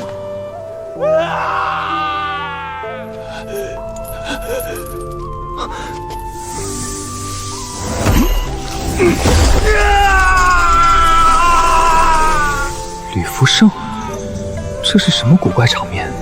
散修都玩得这么狠吗？长兄，最后一步了，你忍着点儿。不，今日到此为止，到此为止吧。钢煞炼体哪有回头路？这最后一块不练，之前的苦都白受了。真受不了啊！福生兄弟，我们明天再练行不？这钢煞炼体这么恐怖的吗？陈道友，这就出关了。我还想着你入谷时耗费了不少心神，怎么也得多休息几日。已然无碍。那便好，既然出来了，便一起坐坐。这位是侯禄，这位是长寿。实不相瞒，我原可不叫这个名字，后来见吕福胜年纪轻轻便踏入气海境，想沾沾他的福气，这才改了名。没错没错，长兄改名后诸事顺累，修行也顺畅了许多。我见状便也跟着改了。如今我们3人凑在一起，正好福禄寿齐全。真有这么神奇吗？你还别不信，气海境修士至多活200岁，寻常散修往往寿元耗尽，也未必能填满气海。我本以为自己也会如此，可改名后修行竟顺畅了许多。如今我已174岁，甚至还有机会尝试钢煞炼体。这都是牵强附会，真有这效果，飞升的前辈都应该叫福禄寿。你分明是运气好，还怕我们嫉妒不成？长兄尚可说是心境舒畅，修行才快了些。可我也改名之后，也确实走了大运。改名第2日，我便撞见一位前辈在山洞中作画，他无亲无故，我替他安葬后，按白骸谷的规矩继承了遗物，足值200苍珠。租用1天炼丹炉便要10枚苍竹，而炼制1炉丹药，往往要耗上大半年。入谷时随手送出的丹药，对宗门弟子只是寻常之物，对散修而言，却可能是一生难求的机缘。他们并非愚笨懒惰，只是缺少丹药与秘术，才会蹉跎一生。也不怪吕福胜面对焚香门弟子时那般卑微，一件随手赏下的宝物，或许便能替散修改命救命。若非我奇遇不断，如今恐怕还在杀猪炼丹，提防那些所谓的正道修士。名门之中，成仙者尚且万里挑一，散修能活过200岁，便已凤毛麟角。侯路遇到的那位前辈，想来也是未能突破气海境，最终耗尽寿元。陈兄弟来的正巧，过些日子便有场集会，正道5门都会派弟子前来，运气好还能得些好东西。陈兄弟哪里需要像我们这般蹭热闹？他本就与焚香门弟子关系不错。当真？焚香门那还真是令人羡慕啊！吕兄误会了，我与焚香门并无交情。那日2人前来，是找我麻烦的。若真是找麻烦，焚香门弟子何必对你如此客气？他们只需放句话，你在白骸谷便寸步难行，哪还用得着与你周旋？3位真的不要误会，我与焚香门关系确实不好，还怕会连累3位。我与那焚香门的魏长生有过一段过节。没想到其中还有这般曲折。如此说来，你与魏长生的仇可结得不浅。不给人半句解释，便直接痛下杀手，未免太过蛮横。在这些宗门弟子眼中，莫非散修的命便不是命？如今想来，当时确实有些鲁莽。我仗着清河剑派撑腰得罪了魏长生，却没想到他竟一路追到了白骸谷。陈兄弟斩妖除魔何错之有？分明是那魏长生嚣张跋扈，哪有半点正道弟子的样子？连我们散修都不如。这些年，焚香门的名声愈发不堪，连10年一度的问心仪式都停了，也不知道是不是想变成旁门左道。正魔旁门哪分得那般清楚？除清河剑派外，众人所求无非长生，而长生本就不分善恶，正道规矩森严，传承不易。旁门散修虽自在，却缺少资源。世间哪有两全之法？终于找到你了。难不成他真打算在白骸谷对自己动手？看来陈兄弟所言不假，焚香门的人果然寻仇来了，这下难办了。此事因我而起，2位兄长，还请暂且回避。你我兄弟相交多年，何必分得如此清楚？没错，白骸谷有其既定规矩，即便正道势力强大，也不能不讲道理。这位姑娘是来找我的，多谢道友为我指路，你我萍水相逢，不必远送。借一步说话。陈兄弟是真君子，我等不如啊。姑娘不辞辛苦一路追来，想必是有极为要紧之事，不妨直言相告。方才你可是在故意演戏？你与那3人绝非仅仅萍水相逢吧？怎么，焚香门如今行事竟如此霸道，与我交谈过几句的人都要遭受连累不成？道友误会了，我焚香门身为正道大派，向来秉持正义，怎会随意迁怒他人，更不会无故欺压弱小。那魏长生难道不是焚香门弟子？你与他一路同行，难道不知他此前做过何事？做过何事？我确实并不知晓。此次前来，是奉师父之命，帮魏师兄的忙。我一心只为换取道友天书秘术而来。至于你们之前的恩怨纠葛，我并不了解。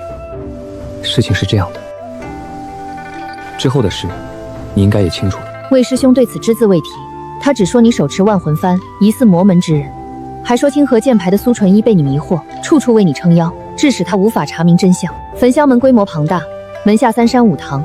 各堂形式不同，我来自七星堂，魏师兄则属长生堂。近年门中广收弟子，焚香门的门规有所放宽，各堂之间也越发疏远。弟子行善时，你称焚香门为名门正派；弟子作恶时，你却说只是个例。道友所言在理，此事确是我焚香门之错。在魏师兄受罚之前，我说什么都像是在推脱。为表歉意，我向道友坦白，今日追踪你，是因我为你卜了一卦。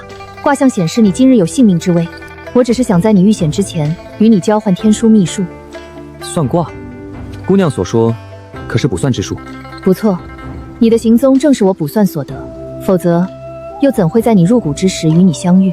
只是你破迷阵所耗时间远超我预料，否则先入白骸谷的便是我们了。不，这绝无可能，除非姑娘你是反虚境。道友误会了，此乃我的天赋神通，每日可算3卦，其一为真。无论卜中何人，结果如何，对方皆无法察觉，我也不会因修为不足而遭反噬。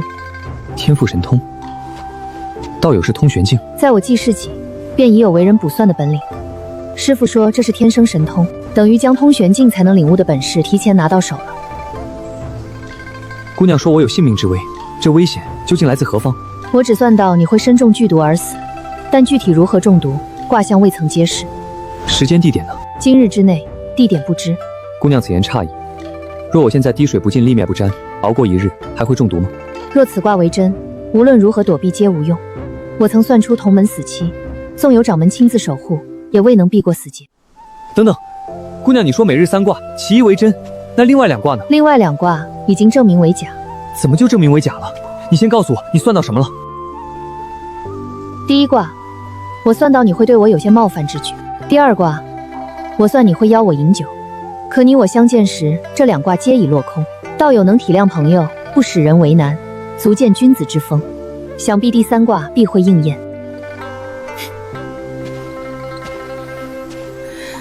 姑娘，得罪了。哟，这是从哪儿冒出来的小娘子，长得这般俊俏，要不要陪我去喝杯酒啊？放开你的手！不敢放啊，我可不想就这么莫名其妙的被毒死。你若再不放手，就休怪我。这位姑娘，你也不想让焚香门拿不到天书秘术吧？我若是真被毒死了，到时候又有谁能将秘术交付给你呢？你，姑娘放心，我这也只是权宜之计，绝非真想占你便宜。你的手不许乱动，保证不会。这就算过关了，是不是就能让你的卦象应验了呢？我不知道。你怎么能不知道？不是你算的卦吗？这次卦象所示没那么细，你还想漏到什么时候？那为了稳妥起见，还得麻烦姑娘陪我去喝上一杯酒，不然我心不安，你让我怎么放了你？你身上难道就没带酒吗？咱们就在此处喝了不也一样？我不爱喝酒，你带酒了吗？我也没带，你赶紧去找酒来。我初来乍到，人生地不熟的，怎么会知道哪里有酒卖呢？我也是第一次来，那你说该怎么办？要不我找那3位打听打听。你要问就自己去问，先放开我。不行，万一你趁机跑了怎么办？卦是你算出来的，姑娘你有责任陪我到底，否则我若真的死了，也要留下遗言说是你害了我。你不要太过分了。好，我不过分，你也别跑，咱们一起去找人买酒。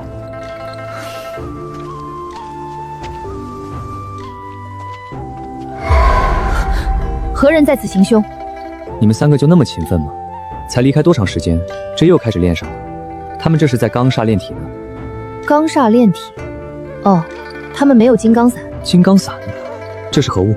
此药粉可减轻炼体之痛，强筋健骨，提升炼体效果，只是颇为珍贵，门中弟子并非人人都能用。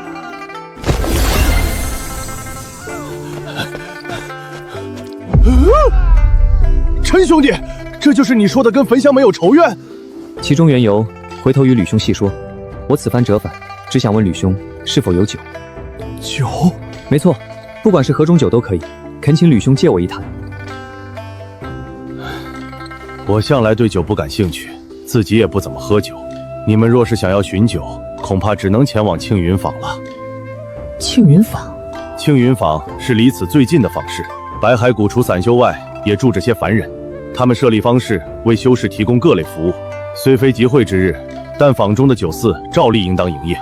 能否请吕道友帮忙买一坛酒回来？抱歉，我正为朋友护法，实在脱不开身。刚煞炼体一旦中断，便会前功尽弃，想必道友也能理解。那我们在此等候，大概需要多久？一次炼体至少需要4个时辰，哪怕是来不及了。来日，陈兄弟一定要再来这儿喝一杯茶。一定，一定。那我们当真要前往庆云坊？去便去吧，生死之外无大事，不过是喝杯酒罢了。可是，若是被人看见了，岂不是会传出流言蜚语？要不我们蒙面同行，戴上方巾遮住容貌，应该可行。我这身焚香门服饰太显眼，即便蒙面，也难掩身份。那就换衣服呗。你不会只有这一身衣服吧？自然不止一套，只是全是焚香门样式，换了也无济于事。那你穿我的衣服吧。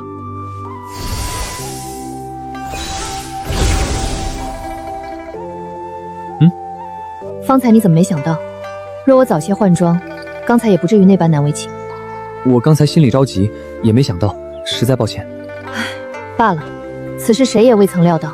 走吧，去青云坊了结此事。该搂你就搂着，若是因为这些细节做不够而死，那我岂不是白白吃了这个亏？倒也是这个道理。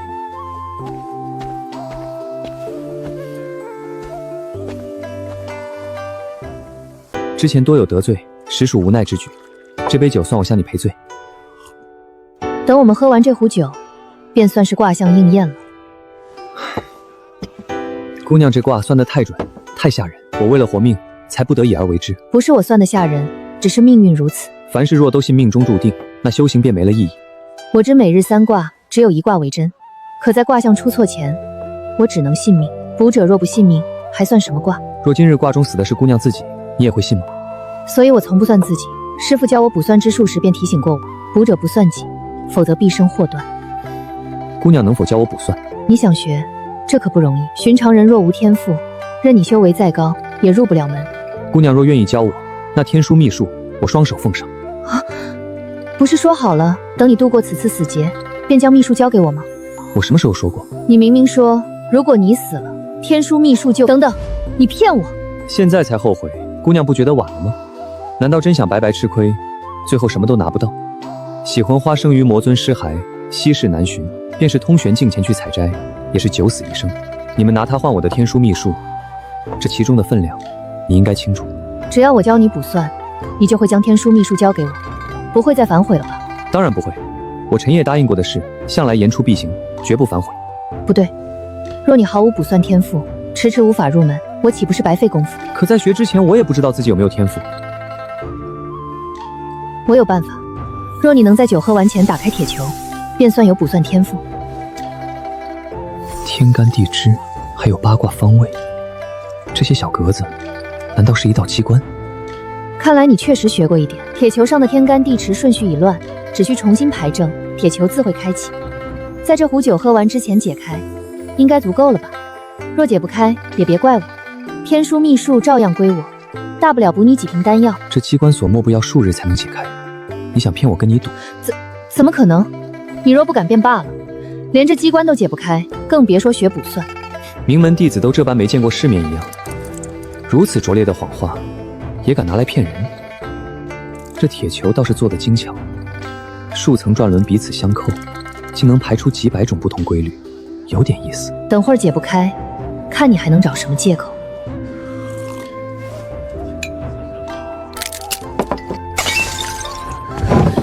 不可能，绝不可能！你作弊，一定是作弊！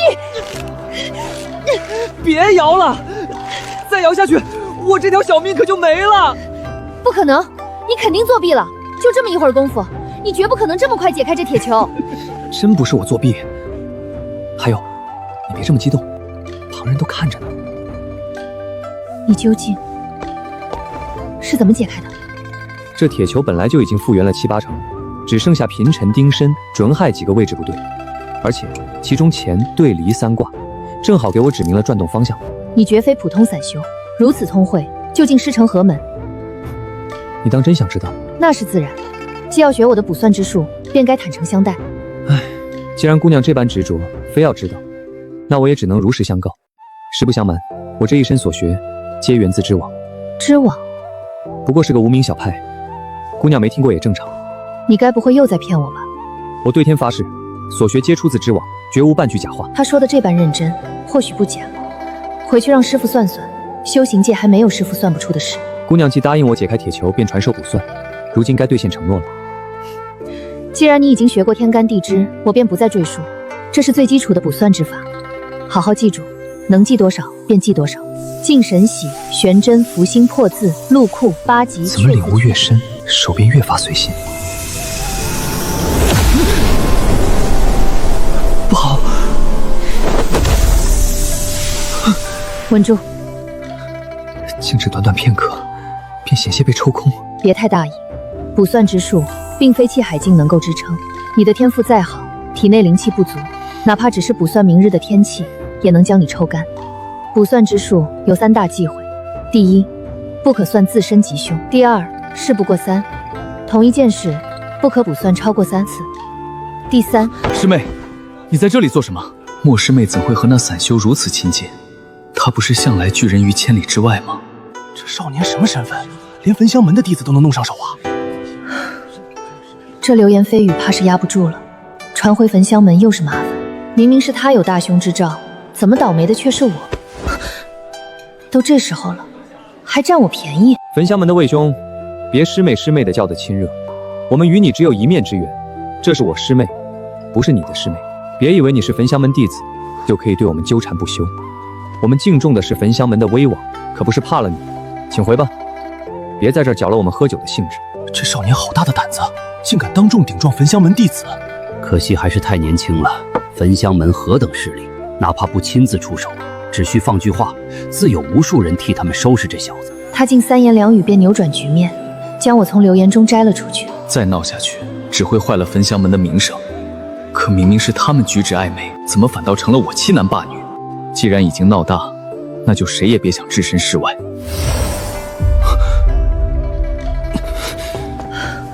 你刚才究竟做了什么？这是玄玉龙纹佩。之前我与魏兄有些误会，这玉佩便落到了我手中。方才我拿出玉佩给他看，他自然明白我的意思。想要我将玉佩还他，他就只能咽下这口气。为了我，你竟要把如此贵重的玄玉龙纹佩还给他？你可知道这法宝有多贵重？不过是身外之物。姑娘为助我避劫而来，又因指点我卜算之术遭人误会，此事因我而起。既然如此，便用这玉佩为姑娘排忧解难。你说的可是真心话？骗你的，这玉佩我研究许久也无法使用，想来只认焚香门弟子。既然与我无用，不如送你做个人情。子时已过，你仍安然无恙。看来这场死劫已过，是我又算错了。焚香门不惜以洗魂花换取的秘术，竟就这么到手了。回想之前的卦象，当真是他自己主动奉上了。如此一来，我们便两清了。就此，别过。说什么一笔勾销呢？我这卜算之术才刚入门，你可不能不认我这个学生。往后我还有诸多问题想要向你多多请教呢。好，我能教的都教你。莫师妹可真是好兴致啊，竟与那人饮酒作乐，直至半夜才回来。魏师兄，此番波折，你我都应该引以为戒。你有什么资格指责我？你可知你都做了什么？竟然与那小子厮混在一起，你还知道礼义廉耻吗？等等，你就这么走了？我请你来是为了从那散修身上获取天书秘术，你却不顾师门重通与他勾搭在一起，你难道就没什么该解释的吗？解释？我七星堂的事，何时轮到你长生堂来管？论身份，我乃七星堂首席。魏师兄，你又有什么资格让我解释？今日之事，我定要传回师门，让你名誉扫地。玉佩和秘术，换莫姑娘一个人情，不亏。有她周旋，焚香门那边也能少些麻烦。更何况，她还答应教我卜算。果然，卜算一次的灵气不够，还是先提升修为。道门修行讲究静，佛门却要以真言引动气海，还真不喜欢。轰！很好，要的就是这股反震。玛尼巴密轰！玛尼巴密轰！整整18道气旋掌的微轰，2处、2处、3处，这法是气响要响出来的。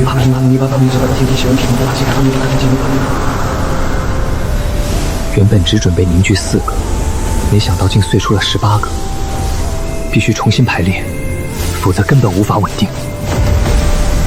4柱排定，3才次分，3合6合。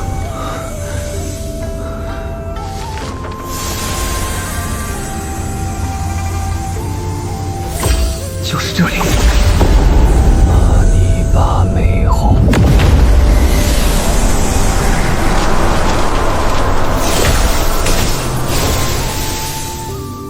我只是运转了1次，就把附近的灵气抽干了。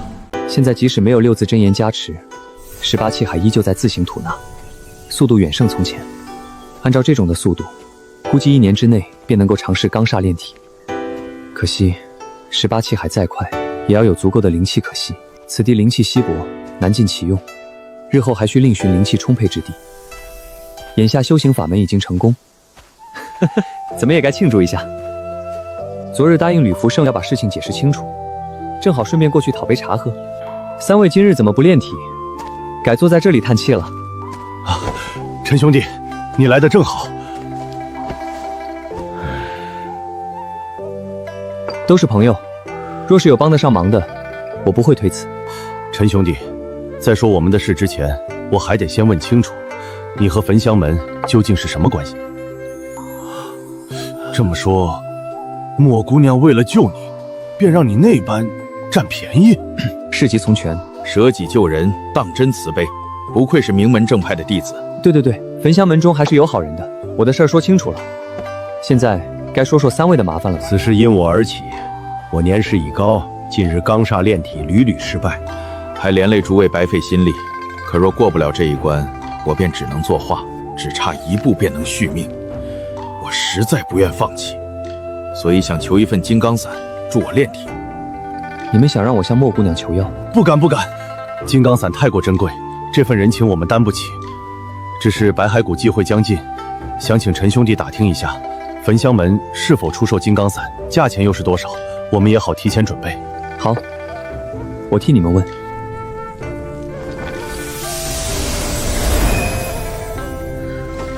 师父，如此急切地唤我，出了什么事？天书秘术，此事不是由魏长生负责吗？为何东西会在你手里？师父，魏长生隐瞒了真相。哼，长生堂的弟子越来越不像话了，再任由他们如此行事，焚香门迟早要被人当成旁门左道。此事是否该禀告掌门？自然要报。长生堂主笑来护短，又因你算出他徒弟的死劫而心怀芥蒂。如今掌门忙于镇压魔尊，此事即便上报，恐怕也难有结果。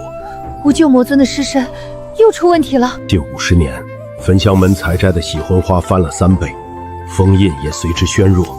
如今青关山已有不少野兽受魔气侵染，隐有化妖之兆，都怪长生堂的老东西。若非他执意增采，也不会惹出这些麻烦。究其根本，还是门中弟子招得太多。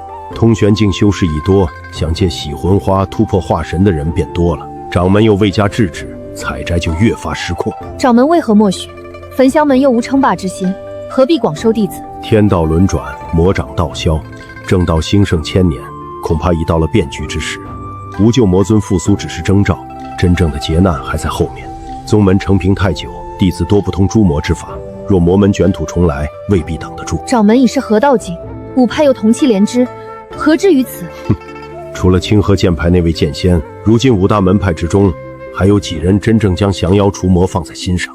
张琪一人一剑，压得天下群魔1000年不敢露头。可他的寿元已经不多了，一旦张琪飞升或者受尽，那些藏了1000年的老魔头必定会重新现世。焚香门分心杂学太多，门中弟子大多擅长炼丹画符，真正经历过生死斗法的却没有几个。掌门扩充门人是为了未雨绸缪，只是走得太急，难免顾此失彼。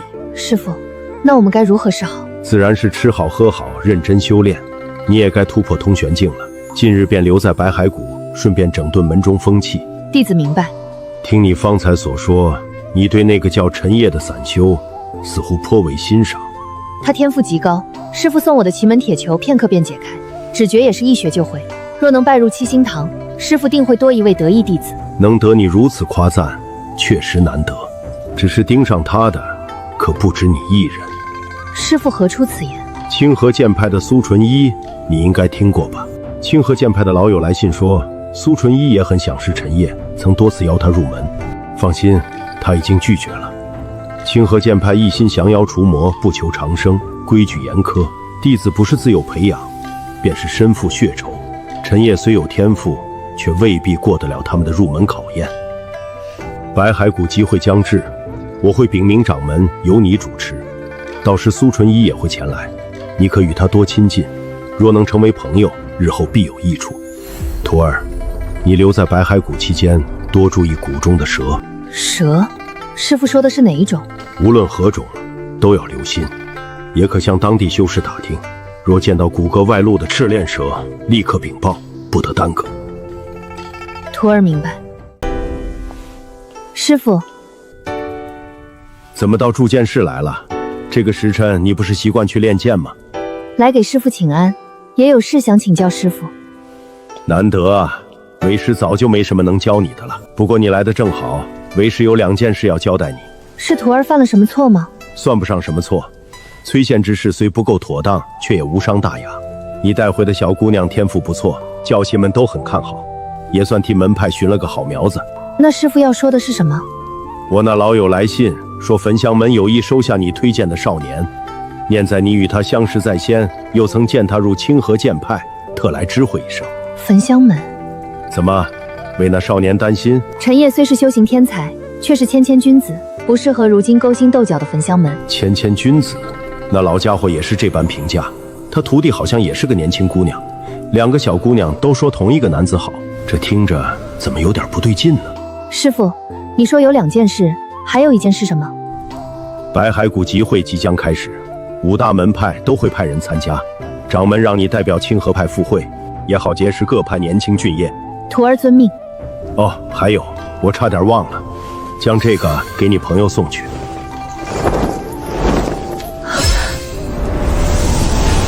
苏姑娘久违了。你怎会在此？具体缘由，你问番中阴魂便知。那小子有情有义，阴魂也未负他的恩情。如此生死相托之人，我已多年未见。掌门既允他挑选法宝，宝库中又没有合适的，我便替他重练了一番。万魂幡我虽不懂，炼宝却是拿手的，保准合他心意。多谢师傅。多谢什么？又不是送你的，你替那小子多谢我啊。哼，准备一下，去白海谷吧。散修集会颇为热闹，清河剑派却没什么可交易的，你随便带些丹药剑器便是。徒儿遵命。哦，对了，为师又忘了一件事，此次前往白海谷一定要小心里面的蛇。蛇？我那焚香门的老友精通卜算，信中既如此提醒，你谨慎些总没错。尤其遇到古生于外的赤染蛇，务必当作绝世凶魔应对，明白吗？徒儿明白。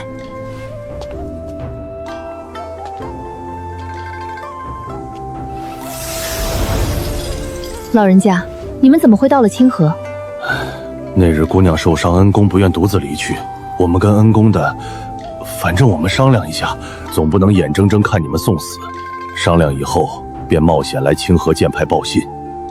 可我们只是番中阴魂，虽能飞却不快，好不容易赶到清河，又被贵派修士抓住，险些当场斩杀。幸好诸位通情达理，听完解释后，只将万魂幡收了起来。后来我们便见到姑娘的师傅，我还以为要被投入铸剑炉，谁知他盘问几次，便放过了我们。陈烨的师傅好像也在万魂幡中，他老人家如今何在？行过小周天，念咒掐指诀，贫道我本是龙虎山得了道的小神仙。既然答应了他们3人，去找莫姑娘问问金刚伞的事，总不能食言。可焚香门驻地离这儿足有3日路程，一来一回，集会怕是早就开始了。看来得先弄个代步的法子，修炼之地也不能耽搁。18个气海一旦运转，这附近的灵气可撑不住。吕福胜说，想找坐骑或者法宝，就来庆云坊找黑小三。可这黑小三道在哪儿？这位朋友，我这里有赤脸老魔的私藏画册，你有兴趣吗？朋友，要不要？不是秘传版我可不要，若是雕版彩印的珍藏本，我全都收了。原来是真朋友，这边随我来。你便是黑小三，你也不黑啊，怪不得我找了半天没找着。朋友，卖私藏画册要是用本来的名字，这是生怕别人抓不到我吗？有道理。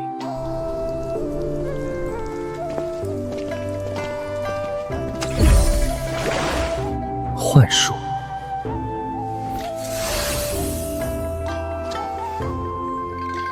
藏得这么深，莫不是黑吃黑的窝点？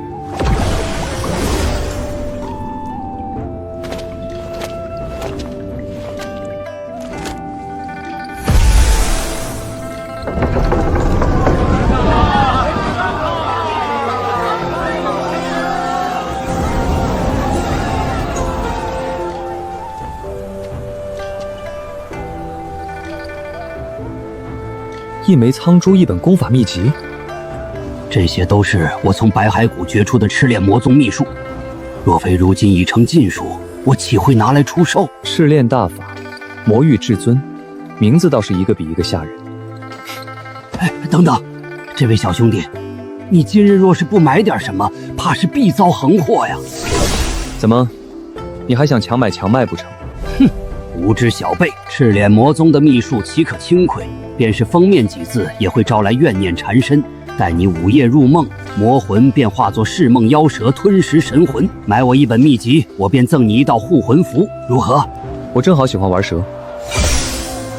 别走啊！买1送3，送10也行啊！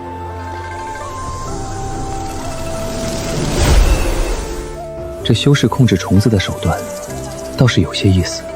苦厄和尚留下的蛊虫还剩1只，虽已半死不活，但毕竟是通玄境修士的东西，想来还能卖些苍珠。要买就买，阁下这是什么意思？原以为这地方遇到同行了，没想到也不过是个外行。原来是砸场子的。我要是外行的话，倒要看看阁下能有多内行。请你长长眼。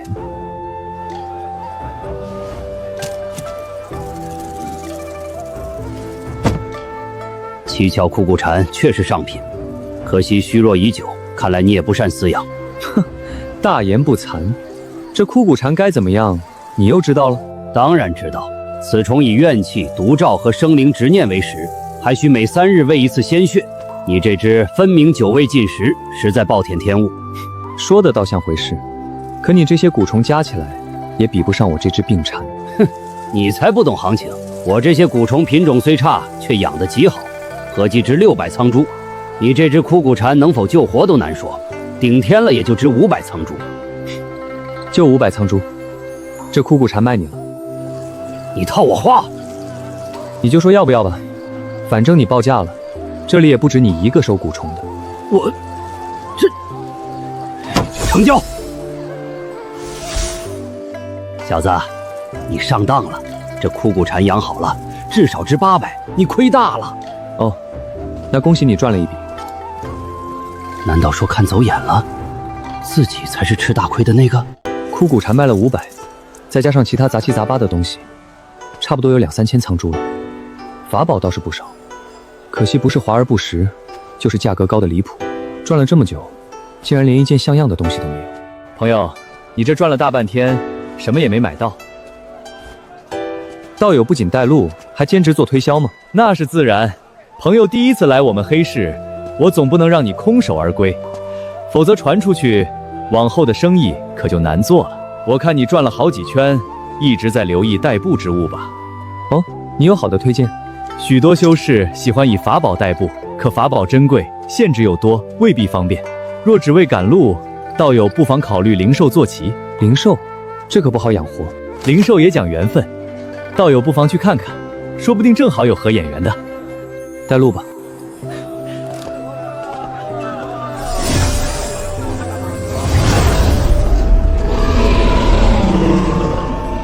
灵兽区不大，大致分为飞禽、走兽、蛇类3种，都混在离卦方位。道友想先看哪一种？蛇类，为何这一类会专门分出来？道友有所不知，这白骸谷的前身乃是白骸谷，曾是赤炼魔宗的弃尸之地，谷中尸骨遍地，蛇群横行。赤炼魔尊酷爱养蛇，门下弟子也纷纷效仿。魔宗覆灭后，蛇群却会未能清除，至今仍在谷中繁衍。其中一些经人驯养，也可成为通人情的灵兽。我们还是去看看会飞的吧。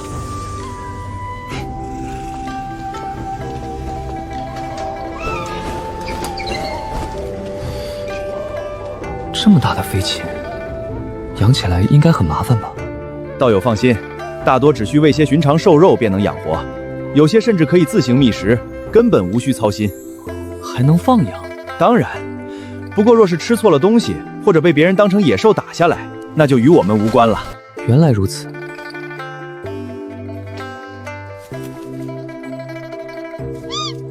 这只怎么卖？这可是有着3族金乌血统的灵兽，不仅聪明绝顶，好好培养还能喷出太阳真火。分明就是一根绑上去的木棍儿，这造假也未免太假了。它能载人吗？没问题，它平时看着只有巴掌大小，需要的时候只要一个口令便能变大数十倍，载上1人轻而易举。速度如何？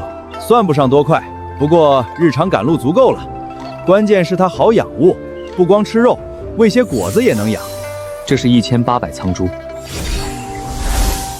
这2袋口粮送你，够它吃1个月。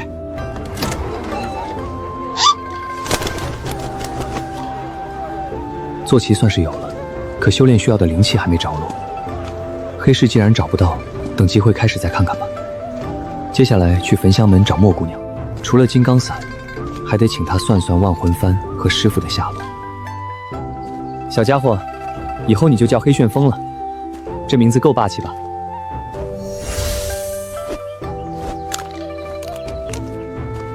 按照卖家的说法，新买来的灵兽不能急着驾驭，得先将它喂饱，再替它梳理羽毛，让它熟悉主人的气味。等它主动靠近，才算初步得到它的认可。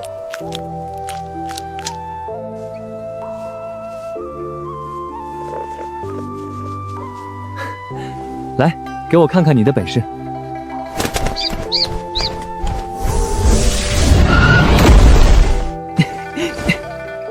走。慢点儿，慢。唉，只怪我不是刚煞境，不然一身铜皮铁骨，还怕这区区狂风。我修炼时，四周灵气很快就会被吸干，可若是让黑旋风一直往前飞，岂不是随时都有新的灵气？黑旋风，飞高一点！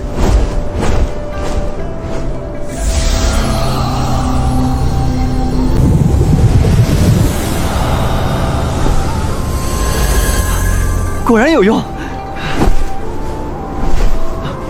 怎么越飞越低了？这才修炼了多久？你刚吃饱，怎么这就累了？这明白了，看来你飞行也需要吸收灵气。唉，还以为找到解决办法呢。算了，我们下去歇一下吧。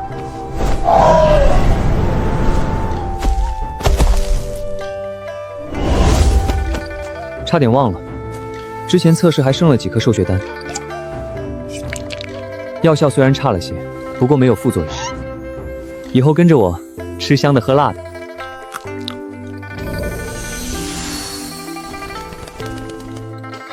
好不容易想到个办法，结果还是治标不治本。要是有师门长辈指点，哪还用我自己在这儿瞎琢磨？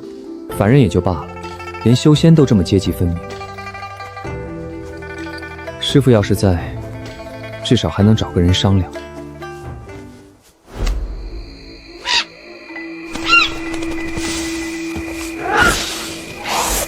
这蛇身上怎么还长着一层骨甲？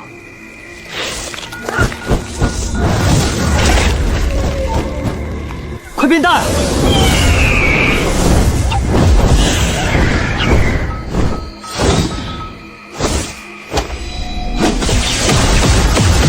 这是什么鬼东西？剑气都切不开，还不止一条。黑旋风！这白骸谷还有这种东西？谁家弃养的灵兽是吧？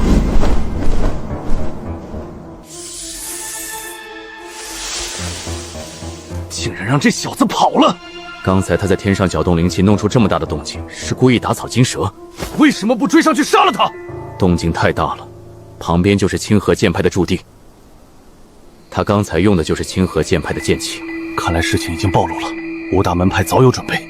未必，若他们知情，就不会派个气海境小子来送死。这不是清河剑派的作风。那现在怎么办？